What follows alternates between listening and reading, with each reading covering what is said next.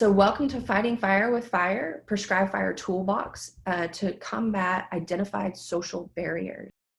Our panelists today consist of Dr. Urs Kreider from Texas A&M University, Dr. Carissa Wonka, who is a USDA ARS rangeland scientist, Will McDaniel, a recent graduate from our Texas A&M Ecosystem Science and Management program, Lars Coleman, and also a recent graduate from the master's program at Texas A&M University, Ecosystem Science and Management Department. And then also John Weir, our famous pyro fire guy from Oklahoma State University. We are very grateful and thankful that he was able to tune in this morning. So those will be our panelists. My name is Morgan Treadwell. I'm going to be your moderator for this morning's session. Just to give you a general flow of how things are going to go today, our first speaker will be Dr. Urs Kreider. He will be giving a general project overview of the research project and how much of a work in progress this has been, and all the hard work that's been poured into it from graduate students in his lab, and then of course cross collaboration with folks like John Weir from Oklahoma State University. We will then move into Dr. Carissa Wonka, who's going to be speaking on our county judges research results. And Carissa is a USDA ARS rangeland scientist in Sidney, Montana. After the break, we will move into Will McDaniel's data that he has on county commissioners and summarizing those research results. And then we'll end with Lars Coleman, who is going to be providing us his data on landowner perception of information. Also, at the end of the program, we are going to be moving forward into a Q&A general discussion where all of our panelists will unmute and share their videos and hopefully have some good dialogue about how we can get more fire successfully placed on the ground regarding these identified social and legal barriers to prescribed burning. And so with that, I will kick it over to Dr. Urs Kreider. He's going to begin sharing his screen, and he's going to start with a project overview of all the amazing work that is poured into this project. Dr. Kreider? Thank you very much. I'd just like to reiterate Morgan's comments about gratitude for everybody participating. I also really want to thank the Joint Fire Science Program for funding the project that we can be primarily showcasing today. And then also the Great Plains Fire Science Exchange Program for the help with the development of the research briefs, and also with this webinar that we're presenting today. So what I'm going to do is I'm going to set the stage for the research that the rest of the speakers are going to be talking about today. It's kind of an introduction as to how this came about and some of the preceding work that led to some of the questions that we're addressing in this. And first, what I'd like to do is just refer to Stephen Pine's book, A Brief History of Fire for a moment, to remind ourselves that in order for fire to carry, we require not only biofuel, but we need oxygen and an ignition spark. And one of the reasons I think wildfire has become an increasing issue is because a couple of those things have changed over time. And that is both the biofuel, which has increased in load, and then also the ignition spark through anthropogenic fire, which has become much more frequent than we might have had historically. Importantly, I think it is also necessary to recognize that many of the ecosystems that we experience as natural today are really anthropogenic. And the two comments here from the book, I think, are very pertinent. What began as a chemical event evolved in human hands in a device for remaking whole landscapes. And then no human society has failed to alter fire regimes it encountered. So when we think about the Great Plains, although obviously that ecosystem has been subjected to natural fires for very long periods of time, it has also been affected by anthropogenic fire for thousands of years. And so what we think about as a natural system is really largely driven by anthropogenic effects. So having said that, then, I think we need to also, to set the stage and consider the context for these presentations, is briefly look at the policy of regarding fire in the United States. So in the late 1900s and up to 1910, massive forest fires led to the belief that fires are a threat because they burned up a lot of the timber resources that were considered most valuable from forests at the time. It also led to the establishment of the US Forest Service in 1905, and subsequently to the fire suppression policy, which was applied broadly across the country, and which obviously had some significant impacts, consequences of which we're facing today. In the 1960s, however, it increasingly became recognized that fire actually plays a very positive role in forest ecology and also in rangeland ecology. So perspectives regarding fire started to change. In the 1970s, then the US Forest Service started to implement a let fire burn policy. But in time, that again became somewhat muted and changed, particularly because of the Yellowstone fires in 1988. I happened to be in northern Utah at that time. And of course, the message was that the whole ecosystem has been destroyed. Until 25 years after that, it was recognized, in fact, that event and those kind of events are really necessary to regenerate those fires. As a result of fire suppression, fuel load accumulated, conditions sometimes became more extreme in terms of heat and dryness, as a result of which some of these wildfire events have become increasingly more extreme and damaging. So this has led more recently to the calls for reduction in fuel loads in a number of ways, but also particularly in terms of introducing prescribed fire to fight wildfire. And that is a topic of the research project that we were funded for, and particularly looking at the social and legal barriers and opportunities for the use of prescribed fire. So what are some of the effects? These are probably pretty well known, but for the sake of inclusiveness, fire suppression has led to a tremendous expansion of woody plants in many ecosystems, including the Southern Great Plains, which is the focus of our project. It's led to moribund and diseased forests, as we well know, throughout the Intermountain West, has resulted in tremendous fuel load accumulations, which under the right conditions become extremely flammable, and that has resulted in these increasingly destructive wildfires. Of course, that's not the only factor. Development in fire-prone ecosystems is also a reason why we have tremendous destruction from wildfires. So when we think about prescribed fire, which is being promoted as one of the tools for reducing fuel loads, we need to think about landowners' decision-making processes, particularly in the Southern Plains, where the majority of land is privately owned. So historically, we've assumed that landowners are entirely analytical. But before I go on to that, we did an early study in 2004 in the hill country of Texas to determine what are the primary barriers to people's use of prescribed fire. And the four main factors that came out were lack of knowledge and resources, liability concerns of inhibitors, and then also lack of assistance with the development of prescribed burn planning.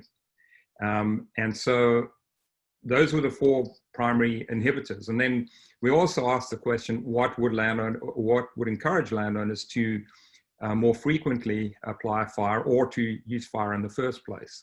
And consistently, the issue of liability came up as a primary inhibitor of the use of prescribed fire. So then coming on to, so after that, we had a project where we looked at three different areas to look at the ecological, economic, and social aspects of the use of prescribed fire. This was a project funded under the Conservation Innovation Grant Program from the Natural Resources Conservation Service. The three locations were the Rolling Plains, the Edwards Plateau, and the Southern Texas Gulf Coast area. The experiments that were conducted in those areas to look at the ecological effect were 30 by 30 meter plots that was primarily conducted by Bill Rogers and Drac Twidwell, and found that intense or extreme fire, as Drac liked to call it, was necessary in order to really have a significant impact on the woody plant encroachments in the area and really increase morbidity of those plants. However, those kind of conditions are often not very conducive for applying fire because of burn bans in particular, which we'll be covering today, and also because of the perception of increased liability under those conditions because there's a sense that fire cannot be easily controlled. However, when fire is applied, and we had some very intense fires at these 30 by 30 meter plots, the effect on woody plants was quite dramatic. The other aspect then was that we were thinking about the decision-making process. So when we think about people's decision-making, we generally think that people are highly rational, highly analytical in their decision-making. And so if we think about increasing brush and people's decision-making, there are two fundamental factors. There's the economic factors and there are the ecological factors. So from an economic and ecological factor, we have to think about both the benefits and risks of applying fire. So the benefits of applying fire is that we might reduce woody plant encroachment. Some of the risks, on the other hand, is if we don't burn, woody plants will increase over time. Fuel loads will build up, and we may have forage loss because of shading out by increasingly dominant above ground canopy cover. On the other side, if we burn, we face the risks of potential legal liability for escape fire, smoke hazards, potential forage reduction in the areas that are burned, and potential property loss. So from an individual landowner decision-making perspective, then they're both long-term and short-term consideration. One thing that I think is recognized that most of us in terms of decision-making tend to focus on the short-term rather than the long-term. So the immediate costs of potential legal liability might outweigh the costs of not burning and woody plant invasion over time. And so that's one of the factors to take into consideration, is how do we get people to look at the longer term or take the long view more than the short view in making these decisions. And then in terms of what kind of mechanisms are applied for managing woody plants, as we all know, there's a number of different ones going from mechanical to chemical, prescribed fire, a combination of those, or no treatment at all. Many people will consider mechanical and chemical treatments to be safer. The latter, of course, there's some question sometimes whether there are longer term effects of applying chemicals in large scale across the landscape. Mechanical treatment also have their impact in terms of the equipment that we bring into the area to remove woody plants. But often those are considered to be less of a liability risk than prescribed fire. And so the decision that an individual landowner will make will depend on how he or her views both the benefits and the costs of applying prescribed fire, both in the short term and in the long term. So continuing with the three-area project that I introduced, we did an economic assessment to try and determine what the relative economic effectiveness is of using prescribed fire versus the more traditional mechanical and chemical treatment.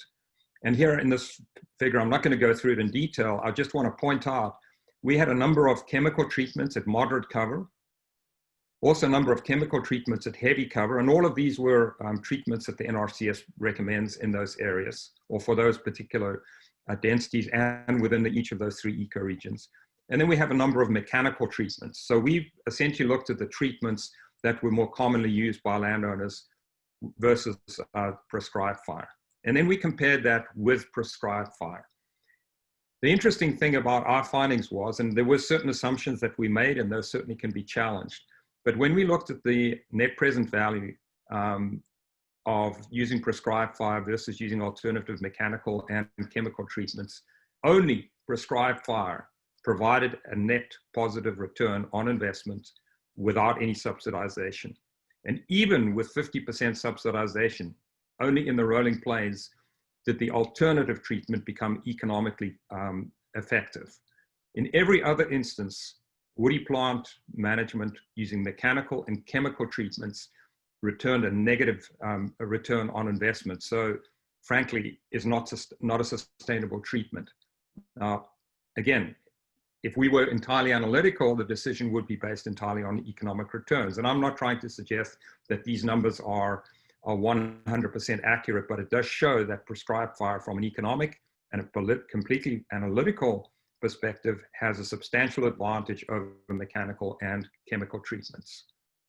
The other aspect that was addressed in this topic, and this was the project, the PhD project of David Toledo, one of my former PhD students who also works for the ARS.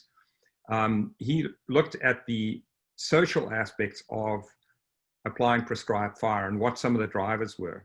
So in the structured equation model that you see on the right-hand side here, there's a number of correlation factors, not all of which were significant. And so I'm going to focus on just a few of them. In terms of direct effects, those are the ones that are highlighted, A, B, and C. what was determined to have a significant effect on attitudes of private landowners towards the use of prescribed fire, and particularly extreme fire, were decision support from neighbors, family, and friends, first and foremost. Secondly, a more of a risk-taking orientation on the part of the landowner. And thirdly, previous fire experience. So importantly, we need to understand that if we are trying to promote prescribed fire, we need to be focusing not just on the landowner, but the social network that influences the landowner's perceptions regarding any management tool, and in this case, prescribed fire. And then the second question is, well, how can we increase previous experience with a prescribed fire so that there's a more positive attitude to use this land management tool? Some of the indirect effects were that if people had experience, or if they were less affected, or their neighbors or social networks had a more pro-fire perspective or were less risk averse, then that would influence the subjective norm positively, which then also would increase the attitude or the positive attitude towards prescribed fire. So the bottom line of this part of the project was that the findings emphasized the need for targeted engagement, and I emphasize engagement strategies to address subjective norms, risk perceptions, and landowner concerns. And the reason I emphasize engagement is so often the bottom line of social research is, well, we just need more education. And I'm not trying to suggest that education and outreach in terms of information dissemination is not important. It is critically important, but more important because of adult learning mechanisms, which are really peer-to-peer learning and direct physical engagement. Getting people to participate in prescribed fire is probably the most important thing that needs to be done in order to get a more positive prescribed fire perspective on the part of many landowners. So again, this was work that preceded the current project that we're going to talk about today. So the question emanating from this original research is, what are some of the knowledge gaps? And in order to address this, I want to just step through this sort of 4-component figure here that I've got. So the one element is the regulatory factors, and that's influenced at the federal, state, and county level by a number of different entities. At the county level, most directly by county commissioners, who determine when burn bans might be put in place, which obviously affects the extent to which landowners may be able to use prescribed fire, particularly during those times that would lead to intense fire that would be most beneficial for reducing or at least inhibiting the expansion of woody plots. There's also a number of external factors. So we've obviously got the media that sensationalizes a lot of stuff and tends to focus on the damage created by wildfires. And there's lack of separation between wildfire impact and prescribed fire impact. There's also environmental conditions, proximity to infrastructure, and also affected by the regulatory factors that create constraints for the individual landowner to apply prescribed fire on the land or on adjacent properties. And then there's many of these social factors. So that might be public perception as affected by media coverage, which leads to the perspective of social networks, which then affect the subjective norms of landowners. It may also lead to the extent to which skills and resources are provided to landowners for applying prescribed fire. So if there's a pro-fire culture, some of those skills and resources are likely to be more available for applying prescribed fires versus networks where there is more of a negative perspective of prescribed fire. So the social networks and the skills and resources available, as well as the constraints provided or applied for the use of prescribed fire, affect these subjective norms, which is the previous slide that I presented, which ultimately affect landowner decisions regarding the use of prescribed fire and therefore the application of fire itself. The fourth component is the information component. So we have information being disseminated at all different levels, county, state, and federal levels, particularly by the NRCS and county extension agents regarding prescribed fire. And that might be in terms of just straight information. It might be in terms of financial support or other mechanisms for encouraging landowners to apply prescribed fire. And of course, there is a legal element that comes in here as well, because particularly federal agencies are very risk averse. So if there's any impact or any escape fire with which they're associated, they have great concerns that can affect them. So they might be quite reluctant to participate, and that certainly has been the case. So then coming to the knowledge gaps, the 4 primary knowledge gaps that we addressed with the current project are, first of all, legal liability. And particularly we're interested in looking at the legal liability from the perspective of county judges, because there's a lot of uncertainty, and Carissa Wonka is going to be talking about this, about county judges' perspectives on prescribed fire and how they might rule in the case of an escape fire or smoke-related damage claims. The second are some of the regulatory drivers, particularly burn bans, which inhibit people from applying prescribed fire generally, although that's not always the case. And so we also wanted to find out what are county commissioners' perspectives about the use of prescribed fire. That'll be the second presentation by Will McDaniel. The third component is landowner decisions. So again, we assume that analytical decision-making is what people do. But as Daniel Kahneman in his book, Thinking Fast and Slow, pointed out, is often we use heuristics or other mechanisms, more emotional mechanisms for making decisions that are not entirely analytical. And so for us to assume that the analytical process persists or dominates in making decisions about prescribed fire is probably wrong. And if we keep just pushing that message, we may be missing the boat and getting more prescribed fire applied on the ground. And then the fourth and certainly not least important component is the information that landowners would seek in order to learn about prescribed fire and information they might consider to be more or less trustworthy in getting information in this regard. So those are the 4 knowledge gaps, and each of these has been addressed in the Joint Fire Science Project on fighting wildfire with prescribed fire. This was a project funded, as I say, by the Joint Fire Science Program, for which we are extremely grateful. There were a number of people involved. I was the principal investigator on this project, but equally involved with Patrick Bixler from University of Texas, Diana Duan-Kreider, who is a private consultant, and then Morgan Treadwell, who very kindly put this webinar together, and I'm really grateful for that, and she's a great outreach person. Carissa Wonka, who was a PhD student here and a postdoc and is now working with the ARS. And then we've got 4 graduate students who worked on this project, all of whom did a really great job on the individual projects. So the first component is the district judges' perspectives of prescribed fire and liability standards. This is a project conducted by Alyssa Hinojosa with the guidance of the other members of the team, particularly Carissa Wonka, who is actually going to present the talk today. The second one is factors influencing county commissioners' decisions about burn bans. The student who was most directly involved with that is Thomas McDaniel, and he will be presenting that talk today. The third component is the role of heuristics and the process approach in navigating social barriers to landscapes scale prescribed fire use. That was a PhD research conducted by Kelly Hoffman. Unfortunately, Kelly is not able to join us today. He contacted us this morning to indicate that he was not well, and the timeline was simply too short for somebody else to do this. The good thing is this gives us a little more Q&A time. But the information about that presentation and as well as the research brief is included on the jump drive that you will be receiving. And then finally, landowner perception of information about prescribed fire, which will be presented by Lars Coleman. And as Butch Taylor says, happiness is smoke on the horizons. And so that's the end of my presentation. And if there are any questions and answers at this stage, I guess we'll handle those, or otherwise we can move on to the second presentation. Thank you, Dr. Kreider. I appreciate that. That was a really good program summary. You have 2 questions. The first one that came up in our Q&A chat box was related to the net positive returns on investments that you mentioned on that data set without subsidy, and that it was a very economical and analytical decision.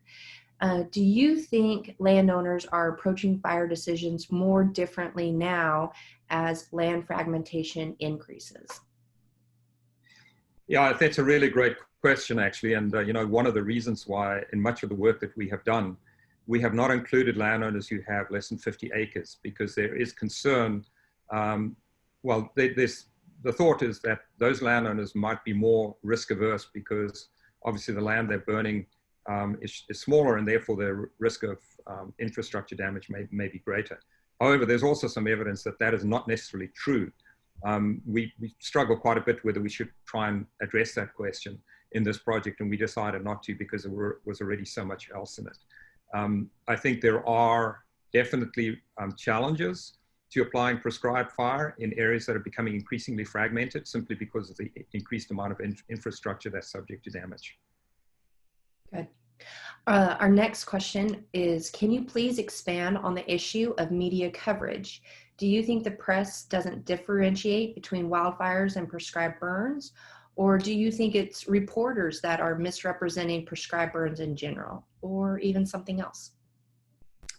Great question too. I mean, we could have a lengthy discussion about that, and I think all of the above probably. Unfortunately, and I think most people would not disagree with us, the media thrives on sensation. And one of the reasons why when things are reported, it's only the sensational that gets reported and the mundane doesn't get reported to the same extent. And generally speaking, prescribed fires are a pretty mundane event. I mean, not for the individuals involved, it may be quite exciting, but the outcome, there's no damage. And so there's very little to report maybe. And I think also sometimes maybe because everything is black and there's a perspective that, oh, the whole system has been damaged, but actually within a short period of time, for those who apply a prescribed fire, we know that this has beneficial effects on the ecosystem. So I think it's a mix of things. But I think the biggest problem is the lack of differentiation between what is wildfire and what is prescribed fire, which are two fundamentally different things. Yes. And then your last question. So you mentioned social networks consisting of family, friends, and neighbors for pro-risk taking regarding prescribed burning. Do you think this includes agencies and PBAs within that social network system? It can be. So the work that David did focused specifically on the people who were the most immediate part of the social network. But if we go back to that figure where I showed those different elements, definitely non-government entities or even government agencies can have a great effect as well on the perception. The point I think that's important is that those entities that are interested in promoting prescribed fire should not focus just on the individual landowners, but also the most immediate network of those landowners and how to get those people involved in the application of prescribed fire, and to understand that one, it is not a dangerous process if applied properly, but also then that creates more synergy for the landowner in terms of applying the tool. Excellent. Well, thank you so much for taking the time to answer those questions, Dr. Kreider. Dr. Kreider will be available throughout the rest of the webinar, and he will also be participating in our Q&A in-depth discussion at the end of all the speakers. So thank you again for your time, and really appreciate what you shared today. Thank you, Morgan. And we will move into Dr. Carissa Wonka, who will be sharing her research or the research from this project on the county judges. All righty, Dr. Wonka. Thank you. Thanks, Morgan, for the introduction, and thanks, Dr. Kreider, for setting up the stage for this talk. As Dr. Kreider mentioned, I'm going to be presenting Liability in Prescribed Fire Use, the survey of district court judges that Alyssa Hinojosa was key in leading, and she helped develop the survey instrument and implemented it, and then did a lot of the data compiling and analyzing. So she did a really great job with it. She was unable to present today. So just as kind of an overview, Dr. Kreider talked a lot about some of the drivers and barriers that came from previous findings. And one of the most consistent barriers to prescribed fire has come out as legal liability consistently in a lot of the social research that's been done on this topic. And some of his previous work with Dr. Stroman as well showed that this indeed is taking place in a lot of systems, and we've seen it again and again.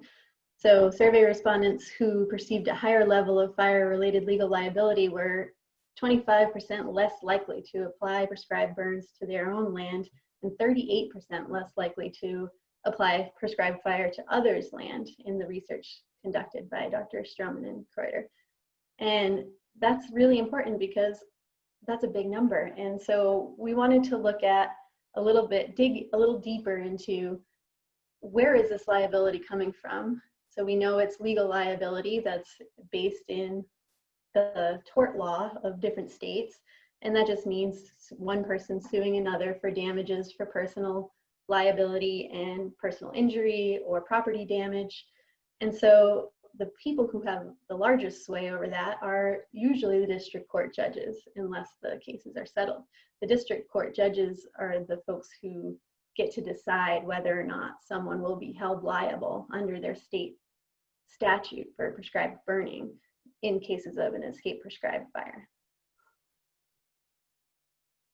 Oh, and I just want to point out, to set up Thomas McDaniel's talk a little bit, that they also found in this research that 43% of respondents agreed with the statement that I have been prevented from using prescribed fire due to burn bans imposed by county commissioners. So that's another important source of prevention from people applying prescribed fire that we should keep in mind for his talk coming up next.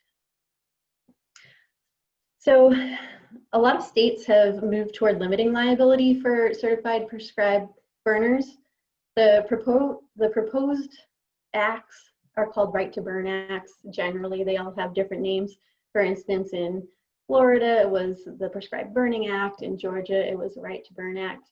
And the reason that they state for doing this is to encourage prescribed burning for resource protection, public safety, and land management. So often these will have a section at the beginning where they state the right of the landowner to burn their land. There's very explicit language about why it's important that the landowner be allowed to do this and why the state would like to encourage prescribed burning. They also tend to have a statutorily explicit liability standard set out, because prior to these right to burn acts, most states had either a strict liability standard or common law was used to determine who would be liable and who wouldn't be, and that is kind of a judge-made law that's more flexible. So with the statutorily mandated liability standard, a burner can be certain to know what standard is going to be applied to his case if there is an escape prescribed fire for which he is sued. And so this is a very important component because it creates some certainty with regards to what the liability is for burners.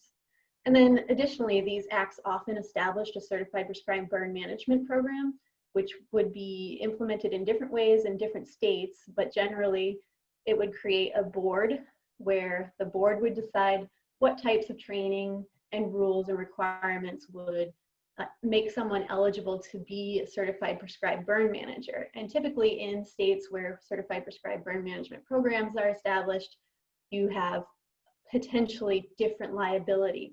So in Georgia and Florida, for instance, someone who is established as a certified prescribed burn manager is subject to a lower level of liability than someone who is burning and is not a certified prescribed burn manager. And that's really important because it encourages people to get training, thereby creating the perception that prescribed burning is more safe in that state, and ostensibly making it more safe in that state. And so those people are able to take advantage of lower liability if they do the training and complete certain regulatory requirements. And then there's also often burn ban exemptions for certified prescribed burn managers that are written into these statutes. But just to give you an idea of what one of these looks like, the Florida Act came about in 1998. There was a disastrous fire season. The Florida Legislature had the year before, or several years before, passed the Prescribed Burning Act, which included this language that you see here, where they discuss how the application of prescribed burning is important. It benefits the safety of the public, the environment, and the economy of the state. And then they also talk about why it's important to reduce fuel and lower wildfire risk. And then they talk about how they want to encourage prescribed burning. And so after a disastrous wildfire season in Florida, they also they switched from simple negligence standard to this language where someone would be held less liable if they were a certified prescribed burn manager. And they put in place a gross negligence standard. And I'll talk a little bit more about what the differences between those two are down the road here. And so Georgia passed a similar act shortly thereafter, and they have explicit language in their act, which is really interesting, where they talk about how pressures from liability can reduce the amount of prescribed burn activity, and this limits the benefits to the state of prescribed burning. So they explicitly state in there the purpose for wanting this act to be in place and why it benefits the state. And so it creates a legislative intent that courts can look back to when they're dealing with prescribed burning cases where they have an escape, and they can look at the intent of the legislature at the time that they enacted the law to guide their decision making. And we see this in some of the cases that have come out of these areas. So this is a case from Georgia, and there was an escaped prescribed fire. And what happened was they were in prescription, and then they finished the fire, and following completion of the fire and mop up, the fire is flared up again because of change in atmospheric conditions and some smoldering that was happening, and it jumped the border of the burned area, and someone's house was damaged in the process. And the court found that the subsequent atmospheric conditions didn't lessen the legislative intent that burns conducted under this act were to be adjudged under gross negligence standards. So they allowed for this lower liability standard to apply, despite the fact that the fire happened while they were out of prescription, because that was the intent that they saw in the legislation, in the piece of legislation that governed this case. So just a little map of the areas that have different liability standards and description of what they are. Strict liability it used to be more prevalent, but it's in very few states now. Under strict liability, a burner is liable for any damage caused by a prescribed fire, regardless of what they do. And often the legal precedent is that these are ultra-hazardous activities that strict liability are applied to. And so if you're going to undertake this ultra-hazardous activity, then you are going to be responsible for the consequences, even if you are very careful. In a lot of states, the strict liability isn't statutorily described. So these 4 states that came up as having this, we really had to dig into the case law to see how the judges were applying these standards in their state, which is ostensibly simple negligence, but in fact, these states were applying a stricter standard than simple negligence. And so simple negligence requires a burner to practice reasonable care in applying a prescribed burn. And that's the most common standard, and it's usually, even in states where the statute hasn't defined a liability standard, that's the one that's applied because it's the very typical standard for application to all personal injury or property destruction. So tort cases are generally simple negligence, and so that has filed over to prescribed fire cases as well.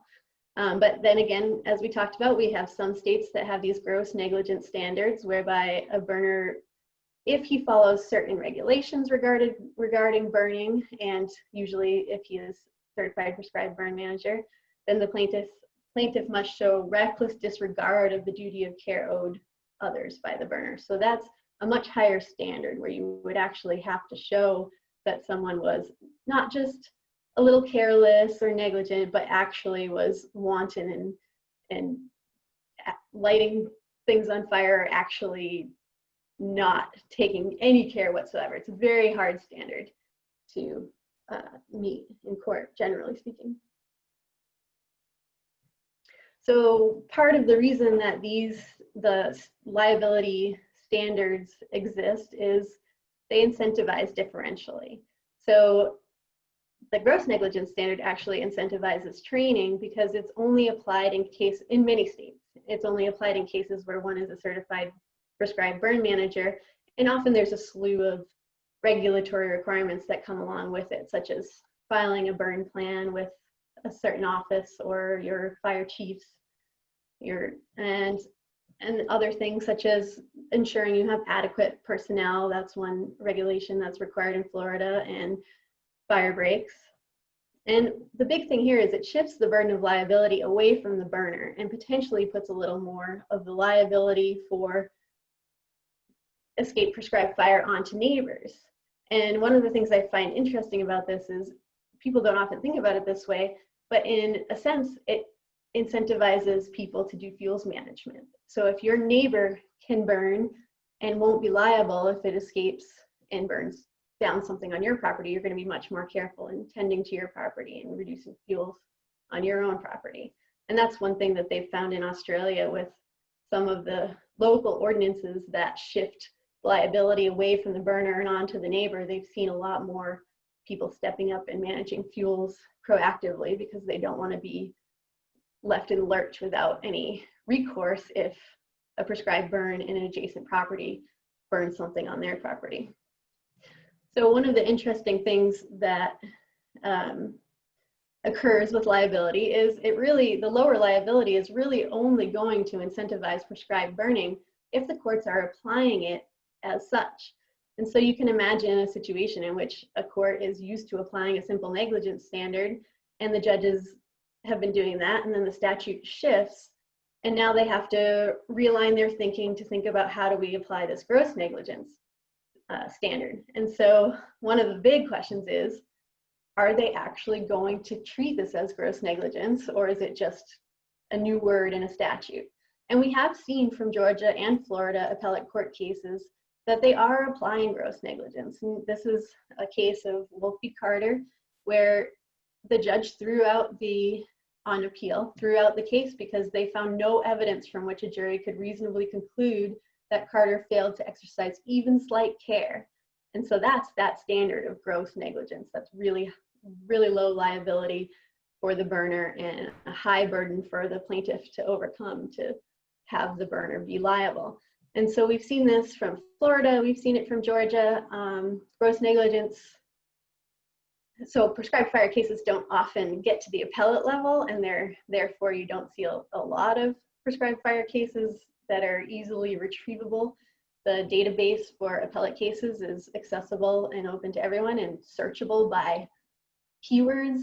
But if we were to go to cases of first instance, it's a lot harder to find that case law. But it appears from the few appellate cases that we have for states that have gross negligence standards that judges are indeed applying the gross negligence standard, that lower liability standard. And that's important because if they're not applying it as a lot lower liability, then it's not offering that incentive for burners. And so just also, is this actually incentivizing burners? We don't know. We didn't know that.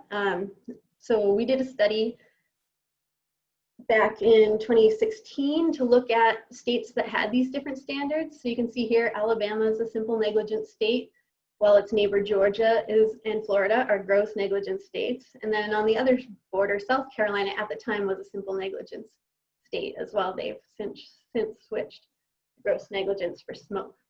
So we wanted to compare burning, the amount of prescribed burning that was going on by private landowners in these different liability standard areas.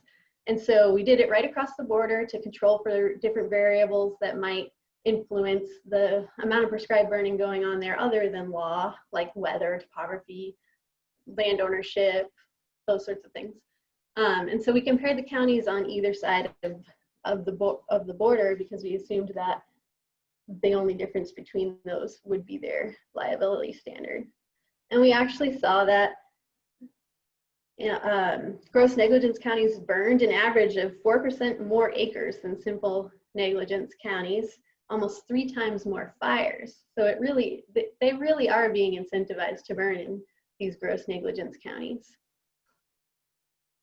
And if you look at how much of an increase in acres that would be, it translates to quite a bit. So if you look at just the Alabama study area, it included 7 million acres. And if we applied the findings in the difference between gross and simple negligence, if Alabama were to switch to gross negligence, our study implies that they would burn 150,000 more acres per year, which is pretty substantial. And so in Texas and Oklahoma, the study area for the Joint Fire Sciences Project, we have simple negligence in both states, and we haven't had a lot of appellate case law of how that's being applied by district court judges. They have a lot of differing views about the ecological role of prescribed fire statutes, and that can lead to uncertainty among prescribed fire applicators regarding how their legal liability and financial risks stand. And so we wanted to investigate the perceptions of district court judges regarding prescribed fire in order to kind of start to pull apart some of that uncertainty. And so we did a pilot study here, and we didn't get a whole lot of respondents. So a lot of the information is not statistically analyzed, unfortunately. We didn't get quite enough respondents for that, but I'll show you a little bit of kind of what the attitudes and perceptions of district court judges in Texas and Oklahoma relative to prescribed fire were. And so the main objective was to look at their perceptions regarding the role of prescribed fire in their states and on their land that they are having jurisdiction over, and then how they interpret the statutes and regulations affecting fire as a management tool and decisions they might make if they preside over an estate fire case. So the study population for the research included all the district judges in the 208 Texas counties and the 70 Oklahoma counties that fall within the Great Plains ecoregion. It was based on a survey of a sample of 200 randomly selected judges. We did 100 from Texas and 100 from Oklahoma, and that represented 27% of all the district judges in the study population.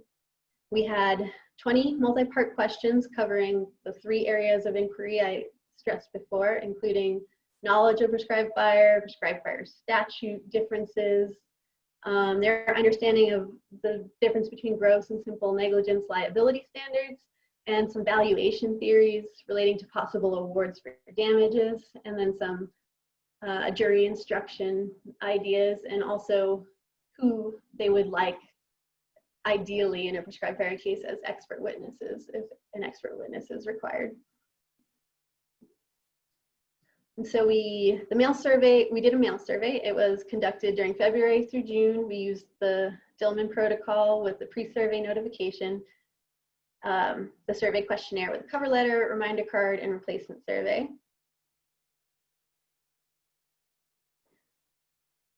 And, I guess I'll add a little bit about the response rate.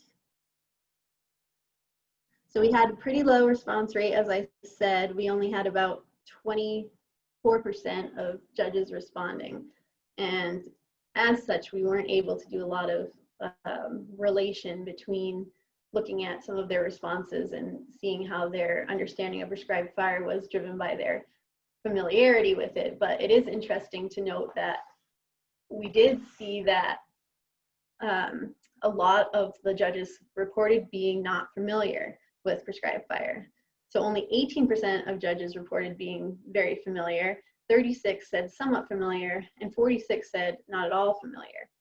Despite nearly half of the respondents indicating they were unfamiliar with prescribed fire, 74% of them identified potential benefits and negative aspects. So they did have, even the ones that were not familiar, did seem to express that they had some idea of what prescribed burning was. A lot of them reported, when they were not familiar with it, reported that that idea came from the media and newspapers and neighbors and just casual conversations and not actual experience with prescribed fire. So the most commonly identified benefit of using prescribed fire was wildfire control through fuel reduction. The next one was land management advantages, including forage improvement and brush and other invasive species control. Texas judges saw more potential benefit for reduction of wildfire, while the most common response for Oklahoma judges with regards to the benefits was control of invasive species, with 50% of those respondents specifically naming eastern red cedar, which was interesting. When we broke it down by state, we saw that more judges were somewhat familiar with prescribed fire in Oklahoma than in Texas.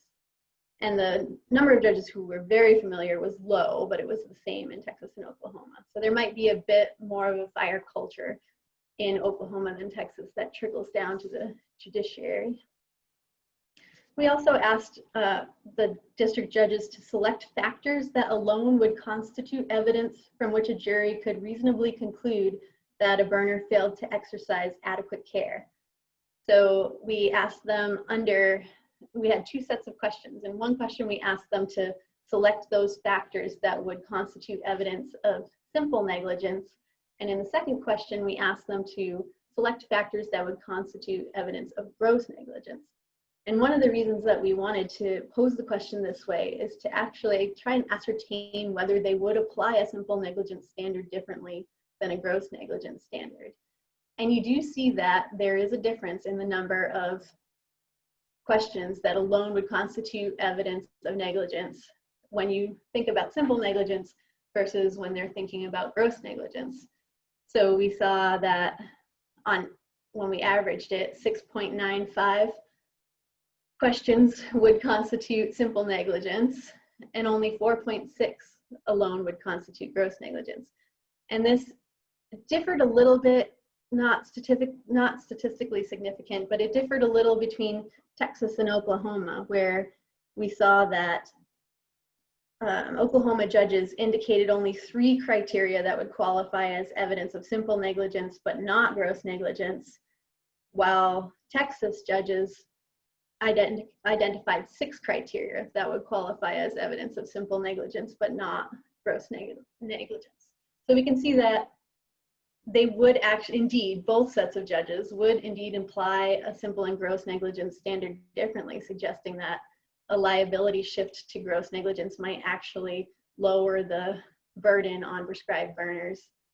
And we saw that that might be a more important factor for Texas judges than Oklahoma judges, given that they identified more factors that would differentiate simple from gross negligence.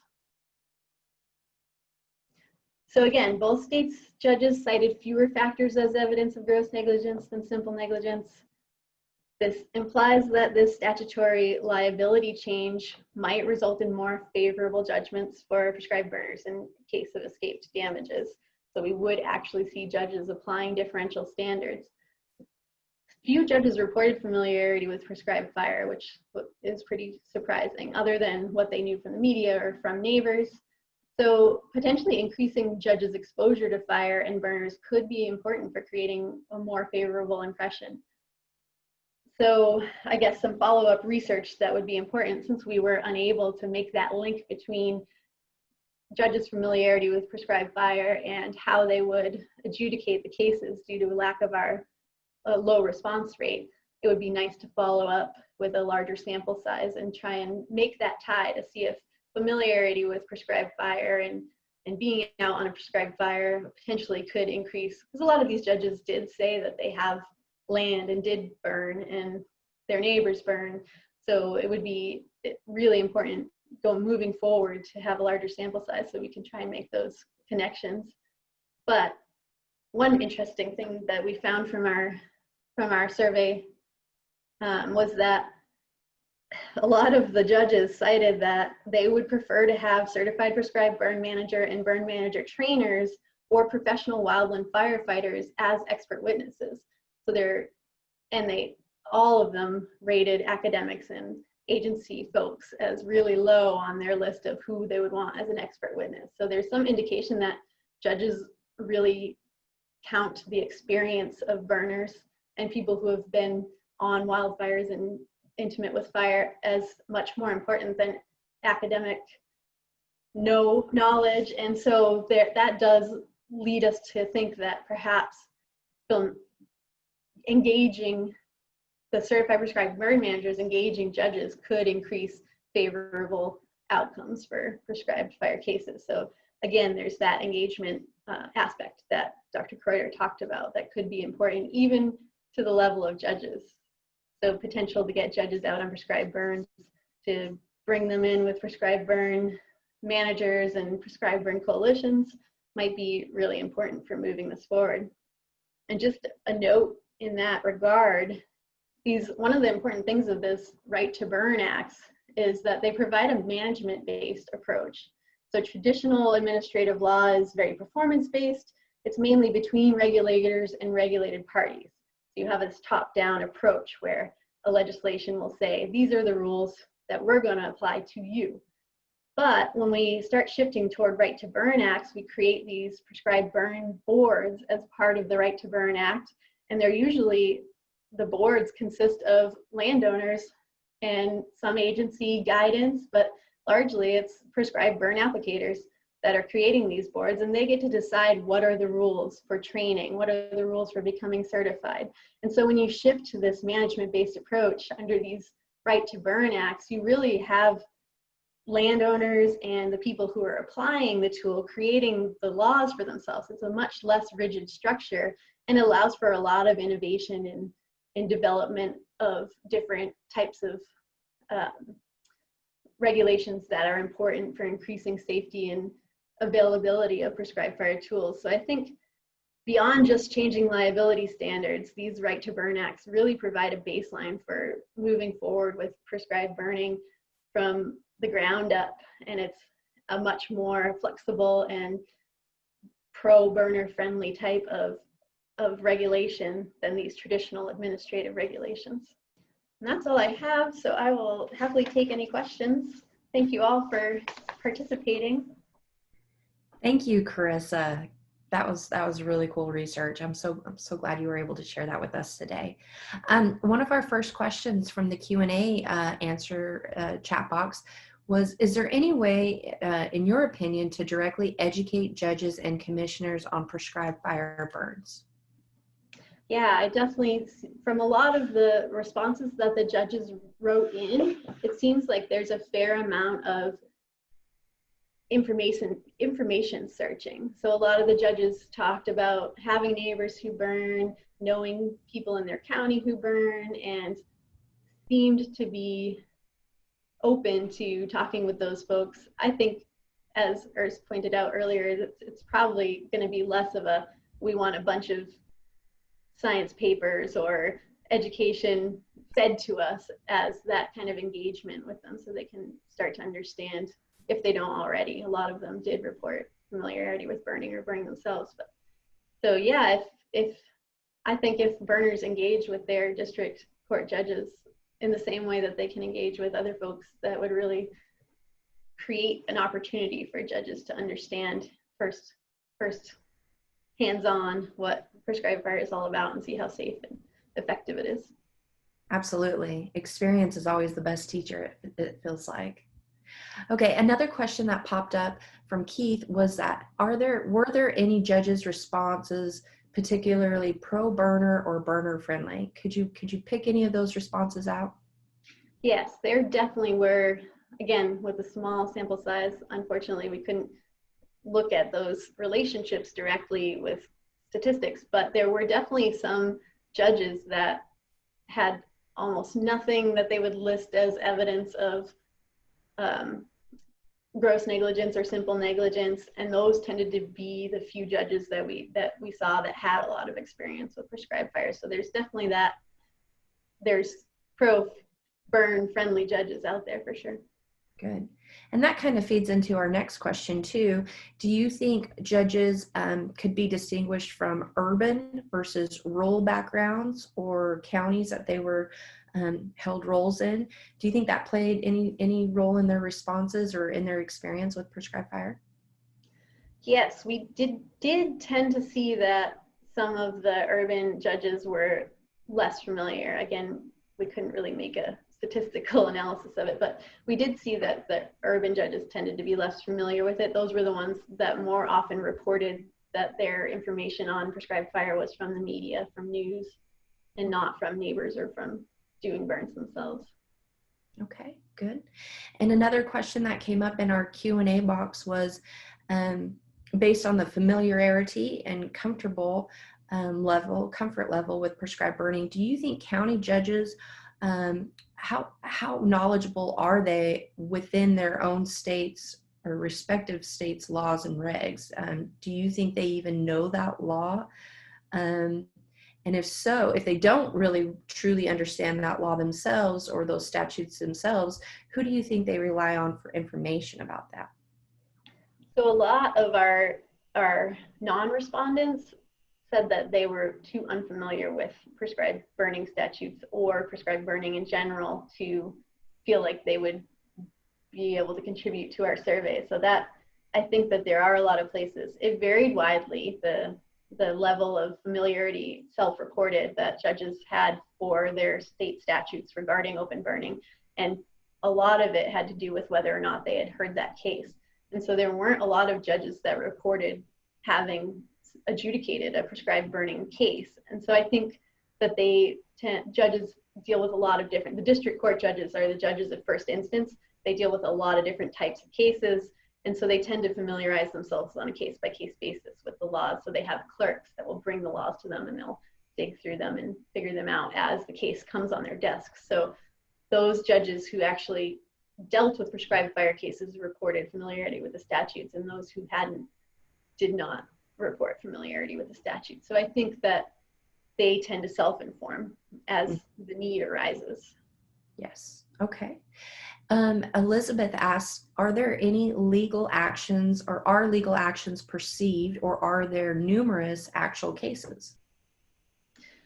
So it's hard to tell how many cases there actually are, because most of them get settled out of court. Most prescribed fire escaped cases get settled because people don't want to go through the adjudication process. It's lengthy and time consuming, and often people perceive that the opinion won't be favorable to them. And so there's not really a good way to know how many cases are attempted. And then it's also not really easy to know how many cases actually go to court, because they go to a district court of first instance. There's no big database from which we can say prescribed fire cases, bring them up. So unless they get to the appeals level, we really don't know how many cases are going before judges. We don't know how many cases are settled. So it's very difficult to know. It would be nice to try to aggregate that information, and maybe that's something prescribed fire coalitions or councils could ask for information on. It actually might be helpful to judges hearing prescribed fire cases to know that maybe this is a rare thing that we actually have escapes, and that these escapes go to the courts and aren't handled between many neighbors. But we really don't have any of that information because there's not a central clearinghouse for data on how many cases there are in any district court situation. So it would be nice to have to compile that somehow, but not sure how we would go about that. It would be tough to get that information. Mm-hmm. And we'll be kind of closing things up, but a couple more questions, Carissa. What about the COVID environment on judges' willingness to be fire friendly? Do you think that could potentially limit their desire to implement more prescribed fires? Yeah, we did see, so I don't know about judges in particular, but we did see a call from regulators to try and reduce the amount of prescribed burning, just because of the interaction, big groups of people get together to burn, and then also the respiratory issues of COVID could be exacerbated by fire. So we did see a little bit of that. There was a call in Kansas to kind of spread out some of the Flint Hills burning this year on that account, and I think potentially judges could be affected by that, but they, by and large, tend to be more objective, and they're getting the cases on the down end of it, not on whether or not we're going to burn. It's what happens if someone does burn and it escapes. So I'm not sure that it would affect their adjudication at all. Okay. And then kind of along those same lines, what about judges that have recently experienced a wildfire where potentially structures were lost and it wasn't just rangeland that was burned up? Do you think that has an effect on their perception of prescribed fire as well? Yeah, I would imagine it does. That's a good question that we could kind of delve into more in a future work on this topic. We didn't, I guess when we asked familiarity with prescribed fire, we didn't ask familiarity with wildfire, and that might be an interesting component to add to it, because it does affect people's perceptions. And so I would imagine that judges might be more negative toward prescribed fire if they had personally experienced something with regards to wildfire that was negative, just because those two are conflated so often. Right. Okay. Well, good. Well, there's a lot more questions in the Q&A box, and we love to see that. So thank you all for those of you who are typing those questions in. I think most of our questions are going to be really relevant to the panel discussion that we will be having at the end of the speaker presentation. So for now, Chris, I think you're off the hook. Thanks, Morgan.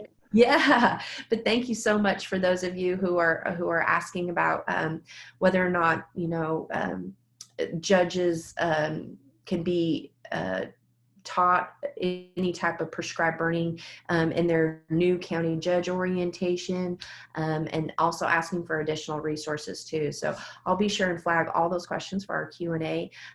Because I know John Weir probably has a lot of input on how we can better educate our county commissioners and our county judges. So we'll go ahead and get started with Will McDaniel.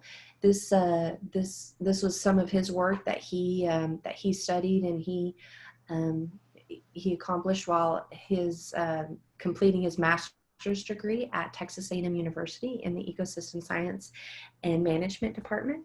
So Will, thank you so much for your time today, and I'll go ahead and turn it over to you. Thank you very much. Thank you everyone for coming. As Morgan said, I'm Thomas Williford McDaniel, and I'm very pleased to present the results of my graduate research, factors influencing county commissioners' decisions about burn bans in the Southern Plains of Uis. To begin with, some brief context about the history of fire in North America. As I'm sure many of you know, fire has been a key shaping force in North American ecosystems since the Pleistocene.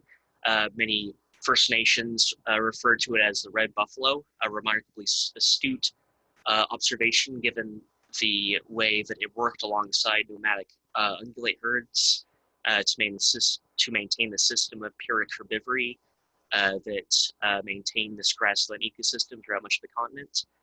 And of course, with the arrival of European settlers who had little context of the practical and ecological benefits of prescribed fire to North American systems, having come from a region of the world where fire suppression had been occurring for hundreds of years, saw periodic fire as a purely destructive and wasteful force to natural resources, and of course, suppressed it throughout much of North America. The consequences of this suppression, of course, are felt to this day, mostly in the form of invasion by woody plants, such as mesquite and juniper in the Southern Great Plains, and the degradation of the biodiversity of grassland species, mainly birds, and very practical loss of economic benefits and loss of grazing productivity with serious economic consequences for ranchers, as well as increased the loss of iconic landscape throughout much of the Great Plains.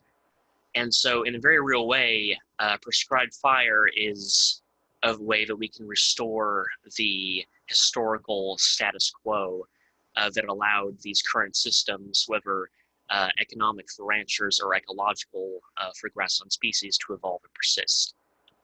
To this end, county commissioners are key players in prescribed fire due to the way that they can implement or repeal burn bans.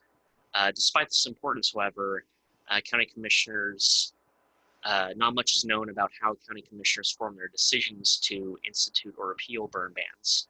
And so the idea behind this research was to explore the knowledge, beliefs, and attitudes county commissioners hold toward prescribed fire and how these might influence their decisions about burn bans.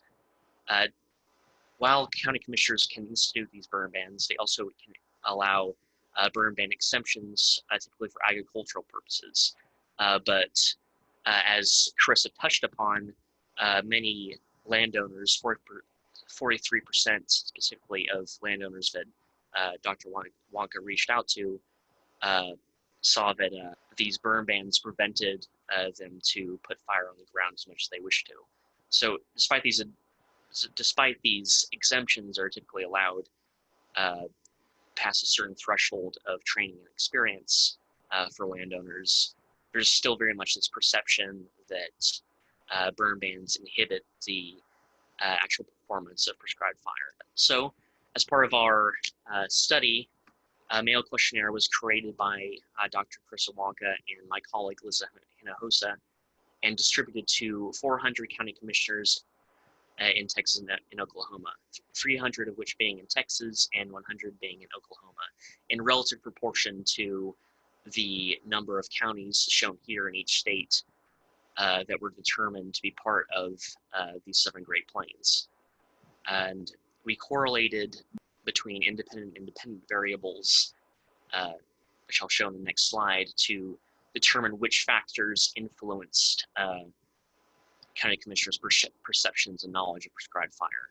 Our methodology identified 14 independent variables, most of them categorical, to determine which factors influenced how comfortable, uncomfortable, and familiar different county commissioners were with prescribed fire. These factors were the amount of time spent dealing with fire as a county commissioner, whether or not the county commissioner had participated in prescribed fire, how aware a county commissioner was of the amount of fire being used within their jurisdiction, their awareness of liability standards toward prescribed fire, whether there was simple or gross negligence, as well as their awareness of federal and state laws regarding prescribed fire, as well as their knowledge of local county rules regarding prescribed fire, whether or not they received prescribed fire updates about the different legislation regarding prescribed fire, and of course demographic information about how many years they'd spent as a county commissioner, whether or not they owned rural land, whether or not if they owned rural land, whether they used brush control on their land, and also the gender, ethnicity, age, and years of higher education of the commissioner. And these were correlated to the 3 dependent variables, as I said, comfort level with prescribed fire, discomfort level with prescribed fire, and self-reported familiarity with prescribed fire. These 3 dependent variables were measured across a 5-factor Likert scale, whereas people were asked to rank where they were on the scale from strongly disagree to strongly agree on the operative questions determining these variables. Now, the key results from this research included the fact that most respondents, about 84% of county commissioners answering the survey, reported to have positive attitudes toward prescribed fire. And additionally, there was no significant difference in attitude between Texas and Oklahoma commissioners, nor between counties with or without a prescribed burn association. So having a prescribed burn association did not seem to be a significant influence in how the commissioners of a given county thought about prescribed fire. In addition, self-reported familiarity with fire was the most significant explanatory variable for positive attitudes. So how familiar a county commissioner felt toward prescribed fire, and how much experience they'd had with it personally, was the #1 determining factor in how they thought about it. And familiarity, in turn, was possibly correlated with actively participating in person with prescribed fire, how aware they were of how much prescribed fire was used within their jurisdiction, and whether or not they owned rural land themselves. Additional key results included the capacity in which county commissioners participated in prescribed fire. Most participants in prescribed fire did so in a hands-on manner. The largest proportion of them did so as a volunteer rather than a bystander or observer. And the highest amount of invitations that commissioners received to participate in prescribed fire put on by somebody else came from unaffiliated private landowners, rather from organizations such as prescribed burn associations or state and federal agencies like Texas Parks and Wildlife, Oklahoma Forest Service, or the national agencies. So what this kind of tells us is that most of the initiative for getting commissioners to participate or observe in prescribed fire is coming from possibly neighbors or unaffiliated individuals who know or have a personal relationship with commissioners, rather than inviting them in any particular official capacity. In addition, when asked to identify key sources of information that county commissioners went to for information about prescribed fire, their number one source of information about prescribed fire came from their local fire chief or emergency services, rather than state forest service colleagues or various forest services. So most of county commissioners' information about prescribed fire that they don't already possess is coming filtered through their local fire departments or emergency services. We did find that there was a non-response bias among participants of this survey. Respondents were far more likely than non-respondents to self-report familiarity with prescribed fire, to have a higher comfort of, to have a higher level of comfort with prescribed fire, and to have a practical experience with prescribed fire, as well as spending more time with fire-related issues. Respondents represented a subset of commissioner that had a higher knowledge and exposure to prescribed fire, and this is somewhat to be expected because county commissioners who did not have as much experience with prescribed fire or have as much interest in prescribed fire felt either that they were not qualified to answer our questions about prescribed fire, or they simply weren't interested in answering the survey. So additional studies directed toward commissioners that felt less interested or less qualified to answer this survey could certainly be warranted to increase our understanding and have a wider cross-section of county commissioners that includes those who were not reached by this particular survey. But despite this non-response bias, we found some very interesting data with practical applications to the spread of prescribed fire in the Southern Great Plains, namely that firsthand experience and exposure to prescribed fire are strongly linked to positive attitudes towards prescribed fire. This supports what Carissa and Urs were saying about firsthand experience and boots on the ground observation being the biggest factors toward contributing towards how people think about prescribed fire and how they allow their experiences to shape their decision-making process. And a majority of this participation occurred alongside private landowners as opposed to agency personnel or members of prescribed fire associations. And this, together with the tendency of these answering county commissioners to own rural land, suggests that most of the invitations that they received from these private landowners may have come from neighbors and friends who had a personal relationship with a personal rather than professional relationship with these county commissioners, and that they were not necessarily invited in their capacity as a county commissioner. What this also tells us is that fire departments and emergency services, being key sources of information that county commissioners reached out to for information about prescribed fire, and therefore key shaping factors toward their opinion of prescribed fire, as much of their information is being filtered through the lens of the perceptions of fire departments in EMS, means that these organizations are key targets to our outreach and education to sort of have this secondhand influence on the perceptions and attitudes of county commissioners. And finally, a takeaway of this research is that burn managers, prescribed burn associations, and other stakeholders wishing to increase the amount of prescribed fire being put on the ground should build personal relationships of trust with county commissioners and fire chiefs, as this is the position that it seems that they can most actionably influence the perception of prescribed fire of county commissioners and fire chiefs, as opposed to inviting them in a more official capacity, which might not have as strong an influence.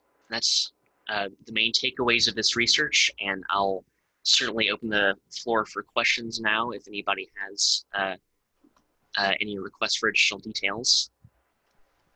And thank you for listening. You bet, Will. Thank you for your presentation. We have several questions for you in the chat box. Certainly. The first one is going to be from Jay.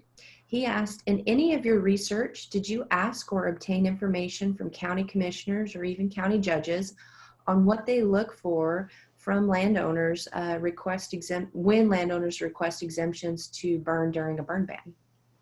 That is certainly an interesting piece of information that I think future studies could explore. My part of the research did not work with county judges necessarily, but that was not really part of the scope of our analysis of county judge perceptions.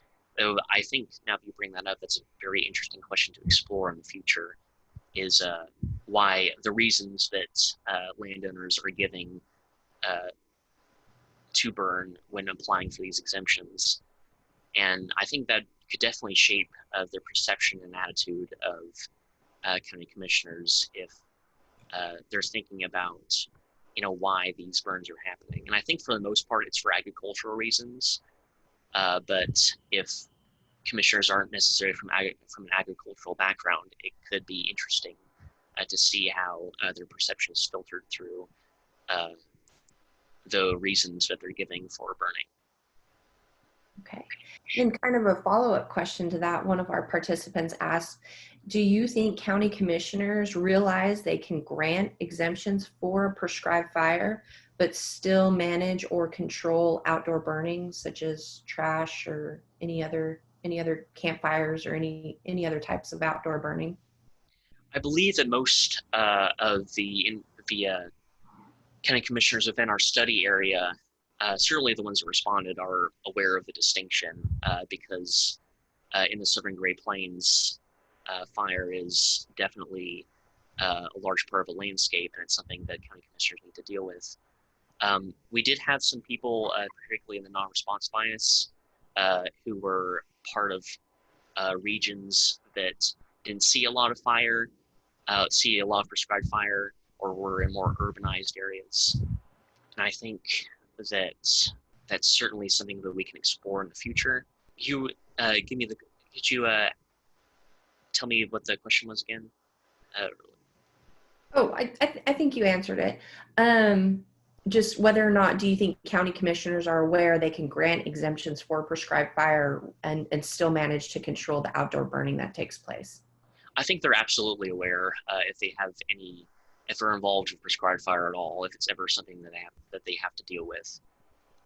Commissioners deal with a very, very wide range of issues, and even in areas where fire is a big part of their job, even in areas where fire is a big part of the landscape, is a relatively small part of what they do. But I certainly think that they're, for the most part, aware. Okay, good. Across the board, what is the thought of inviting county commissioners, judges, etc., to prescribe burn demonstrations in order to increase the favorable perception? And this has been a comment that has been coming up quite a bit in the Q&A. So, Will, if you could address this, but then also realize that I'll pose this question to the panelists afterwards, because John Weir has done extensive work in making sure our legislators and agency folks and also county officials are invited to prescribe burns. But go ahead, Will. So our research is definitely kind of determined, and this is supported by the literature and also what Chris was talking about, that it's absolutely the number one actionable way that we can improve the cognition of improve the cognition of county commissioners on prescribed fire is to give practical demonstration.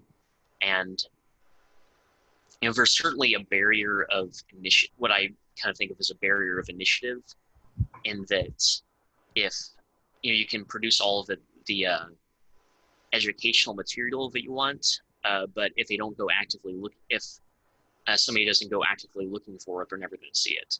So if somebody is not already interested in prescribed fire, they're not necessarily going to see material about prescribed fire. And I think it's certainly beneficial to us in that regard that many commissioners in the Pacific Great Plains are aware and interested in prescribed fire as part of their duties.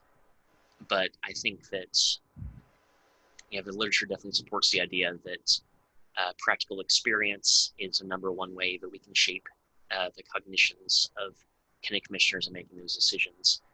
And there's logistical challenges in getting them to come out to do burns, even if you're willing. Burns need to be happening in the first place, for example. And I think in the past, small-scale demonstration plots are a good way to do that on a small time and funding budget.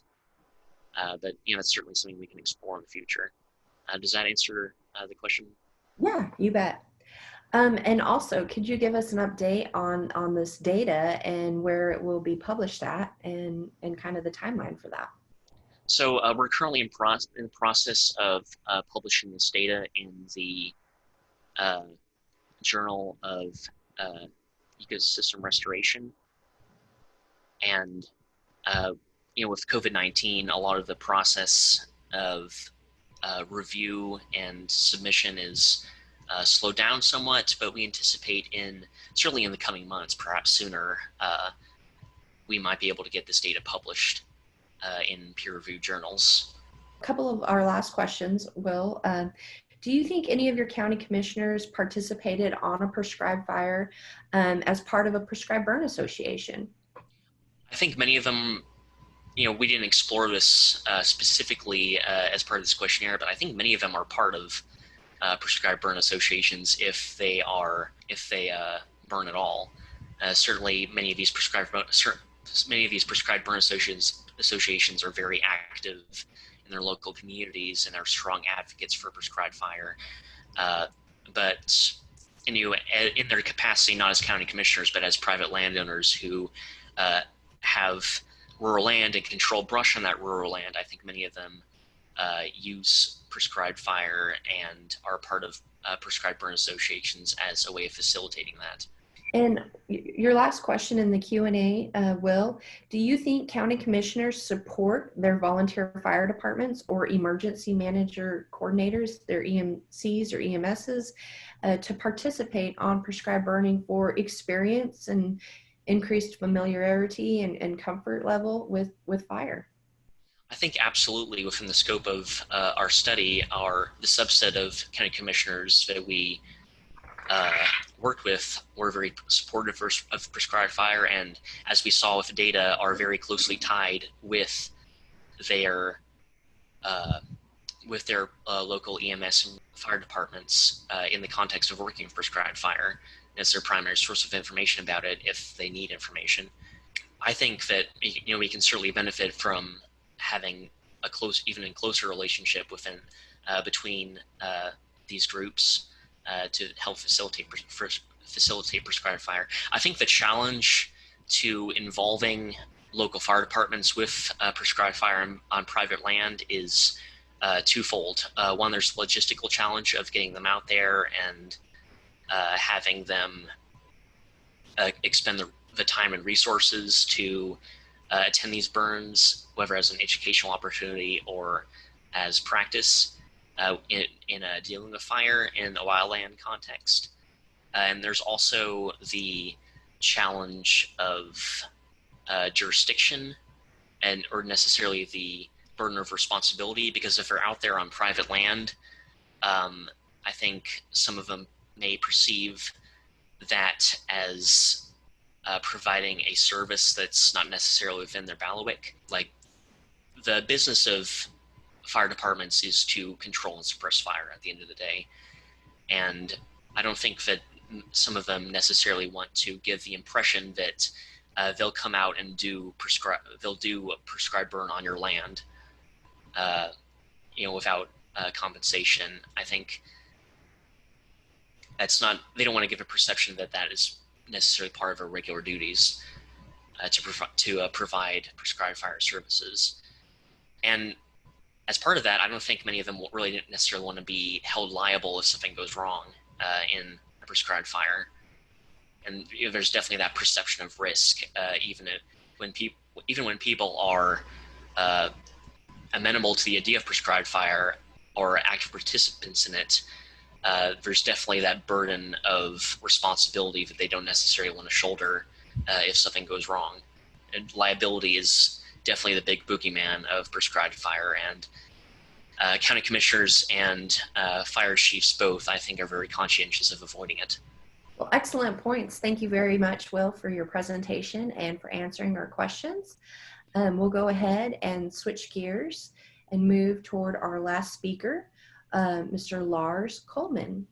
Again, my name is Lars Coleman, and I'm going to be discussing the landowner perception of information about prescribed fire and the influence on the application of this land management tool in the Southern Great Plains.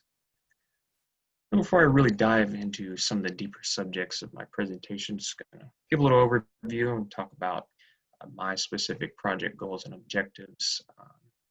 Phase 2, at least in my portion of this overall JFSP project, which was the telephone interviews. And then the next phase, the Qualtrics web survey.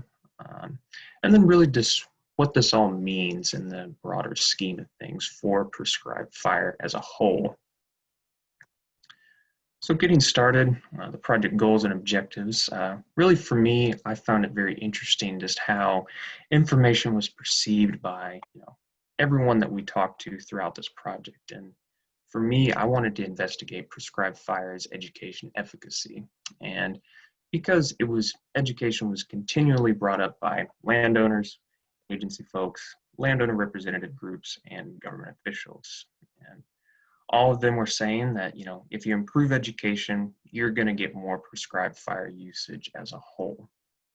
So, and there's a lot of ways for prescribed fire information to come at you, whether that be traditional means, printed materials, social media, electronic means like phone calls and email. There's just a lot out there. And I really wanted to kind of get into the specifics of a few things and just really understand, why, there's kind of some sort of a disconnect in prescribed fire, because, after reading some literature, a little bit of literature, I might add, there was, I often found that there was acceptance of information, heavily reliant upon trust, and there's often trust in government agencies. So where's that discrepancy? Why is there a disconnect? I understand that this isn't the only disconnect, but it is an important one to investigate.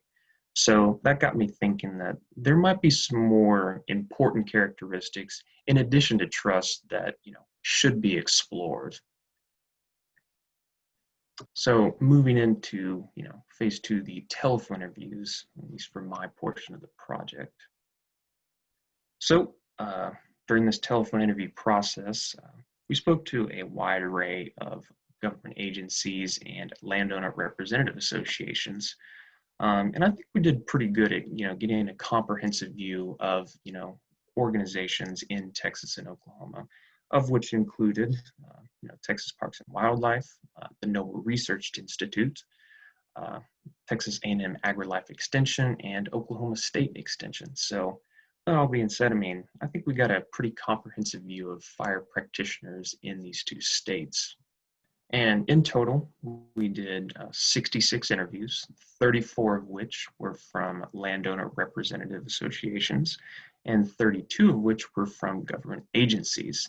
And the purpose was, I think Dr. Coretta and a few others have mentioned these focus groups that were at the very beginning of the project, really just synthesize some of the ideas from these focus groups that we were conducting. And at least for me, I wanted to hone in on that importance of education that was frequently mentioned and compare social media and traditional information mediums with one another, because I thought that social media might be a way to address that perceived lack of education in prescribed fire. And then, more importantly, hone in on fire practitioners as a whole and get their thoughts on what, was going on with prescribed burning. And then, of course, inform the future web survey down the line. And the fun stuff, the results. So we had a lot of data. It was a lot qualitative. So 66 interviews, you can only imagine how many hours of data we had to sift through. But These 6 quotes in particular were, I think, very telling in fire practitioners' thoughts and feelings surrounding, these traditional communication mediums and social media communication mediums. One quote in particular in the social media section was, I think it's very effective, as in social media, in that educating about prescribed fire, but it's equally as effective for sending the wrong message too. And I think that really encompassed, the overall feelings and thoughts towards social media for education purposes in prescribed fire. And I just want y'all to remember that for down the line for these next few slides. So, I kind of had all these thoughts on traditional mediums and social media mediums of information, but I wanted to at least establish a baseline for, supporting these arguments and giving evidence to suggest that education could be improved. One of which was this question presented here, which was we asked fire practitioners, what was the biggest challenge to implementing prescribed burning? And they said, for the most part, it was the shortage and knowledge of expertise, which, supports the theme that we found in the focus groups and, more themes that we found, throughout this presentation from the other speakers and in the previous literature, that, education is still continually an issue, even from the viewpoint of the people that are frequently, surrounded by prescribed fire. I also wanted to establish how these fire practitioners typically communicated about the issue. Because, that's very important in understanding where, people go for information. As you can see here, for the most part, people liked those traditional means like face-to-face and those printed materials, with electronic means that, included email, text message, and the internet. And then social media wasn't as widely utilized as these other 2 formats, which is important to note at the very least. So another baseline question I wanted to establish in regards to these traditional mediums is if, education was just simply present. And this chart is responses to the question, in your opinion, how readily available to you is information and expertise about the use of prescribed fire? And this is any medium of information that isn't social media. And while most respondents did say it was present, again, in fitting with, these themes that we've continually seen, almost just as many respondents mentioned that it was, while present, it wasn't exactly effective, which kind of, owns to the fact that, again, prescribed fire education could be improved. And moving on from that, now that we've kind of established, how these traditional means have, been perceived and established, I wanted to start comparing that with social media and kind of discover a few aspects at that. And the first of which was just simply, is social media available to people seeking out information about prescribed fire? And this chart is in response to the question, have you ever received information on social media about prescribed fire? And for the most part, people did feel that social media was present for information about prescribed fire, which is, again, very important to at least note. However, you can't just say that social media and just plop the information out there and expect people to find it. You also have to kind of, see if people trust in that information. And this is kind of where it got a little more gray, because, while the largest percentage of respondents did say that social media, in response to the question, do you take social media posts about prescribed fire seriously? While the majority of respondents did say they did, it was kind of a mixed bag, and I think the neutral and not applicable responses to this question were very telling in that it was it depended. It's kind of it just depends. And in science, we love it when it just depends. But again, whenever you establish if social media education presence is just simply there. And if it's trusted, you also have to look at the utility of social media. And this chart is in response to the question, has the expansion of social media made it easier to quickly and effectively disseminate information or give advice about the use of prescribed fire? And the portion of the chart that I really want to emphasize is social media's effectiveness is dependent. And I think going back a few slides to that salient responses, the respondent mentioned that social media's effectiveness really is dependent, and it can, send a good message or it can send a poor message. And I think that, encapsulates, the feelings surrounding social media as it currently stands at the present moment.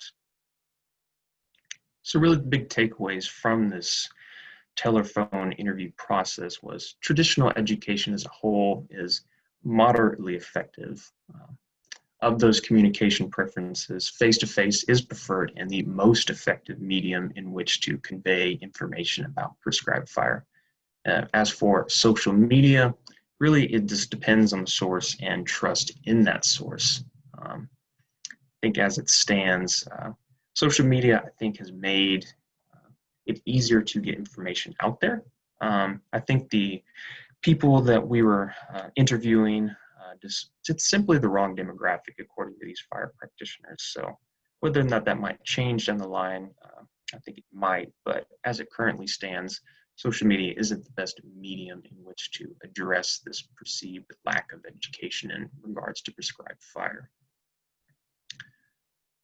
Now, moving on to the next phase, the Qualtrics web survey portion of this project. In total, we distributed this online survey to 17,000 landowners between the Texas Wildlife Association and the Texas and Southwestern Cattle Raiser Association via their weekly online newsletter, and the survey ran for 2 months.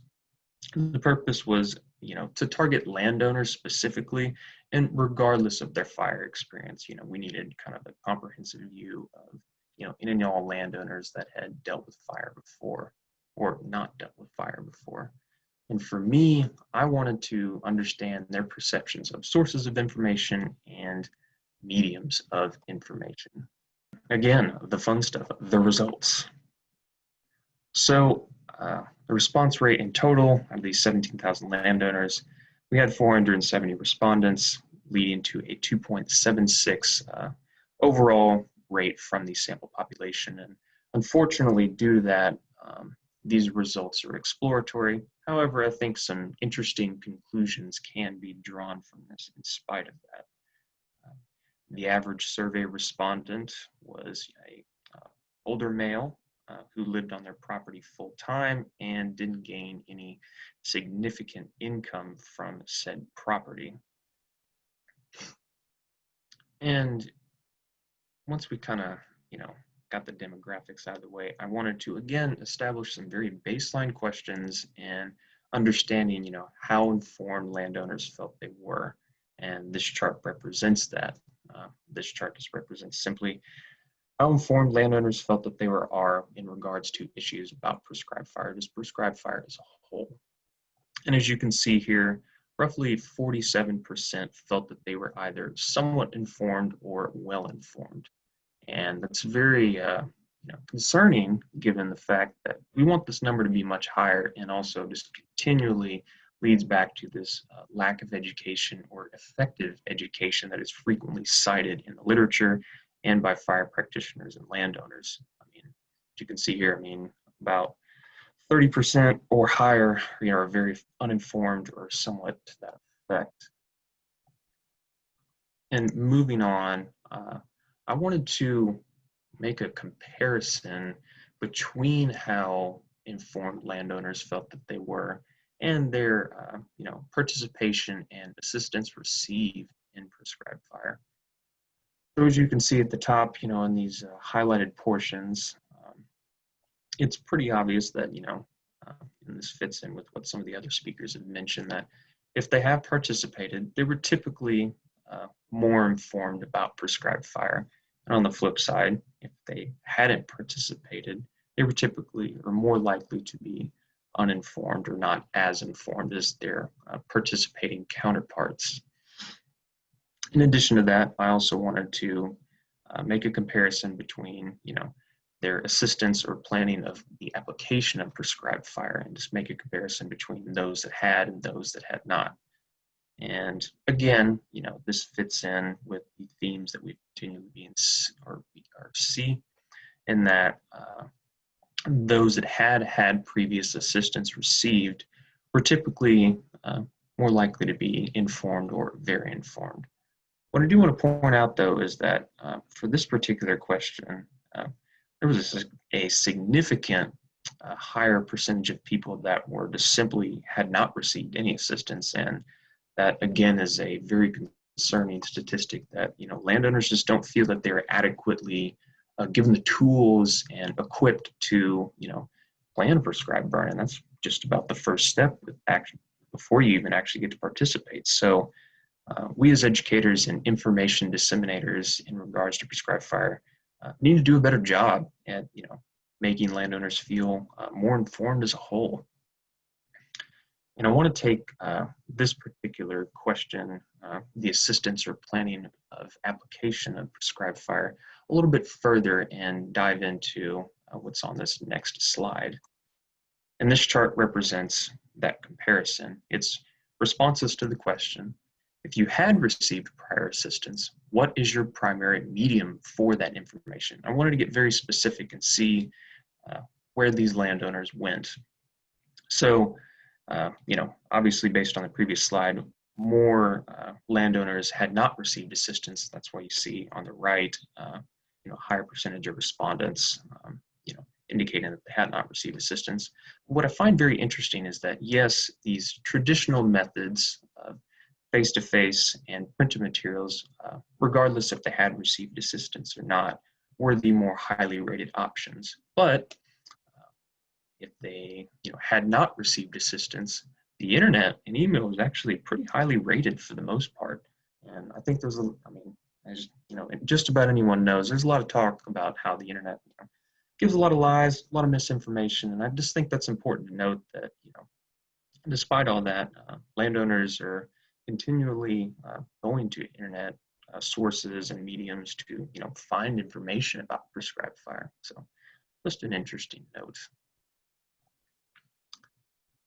And, all these questions that I've been asking have been in the present tense. And I wanted to at least establish a, future comparison in the event that this data was used down the line, and, ask, where they thought mediums might be perceived in the future and if they might use them in the future. And this chart is response patterns to the question: in the future, how likely are you to use the following mediums of information about prescribed fire? And there's no surprise that these traditional mediums like face-to-face and printed materials are the most highly rated, but the internet and email, and you can't even put really a face to who you're speaking with sometimes, are still actually somewhat highly rated, which gives credit to the fact that some of these mediums are somewhat useful or trustworthy to these landowners. And no surprise, social media wasn't rated very highly as a whole.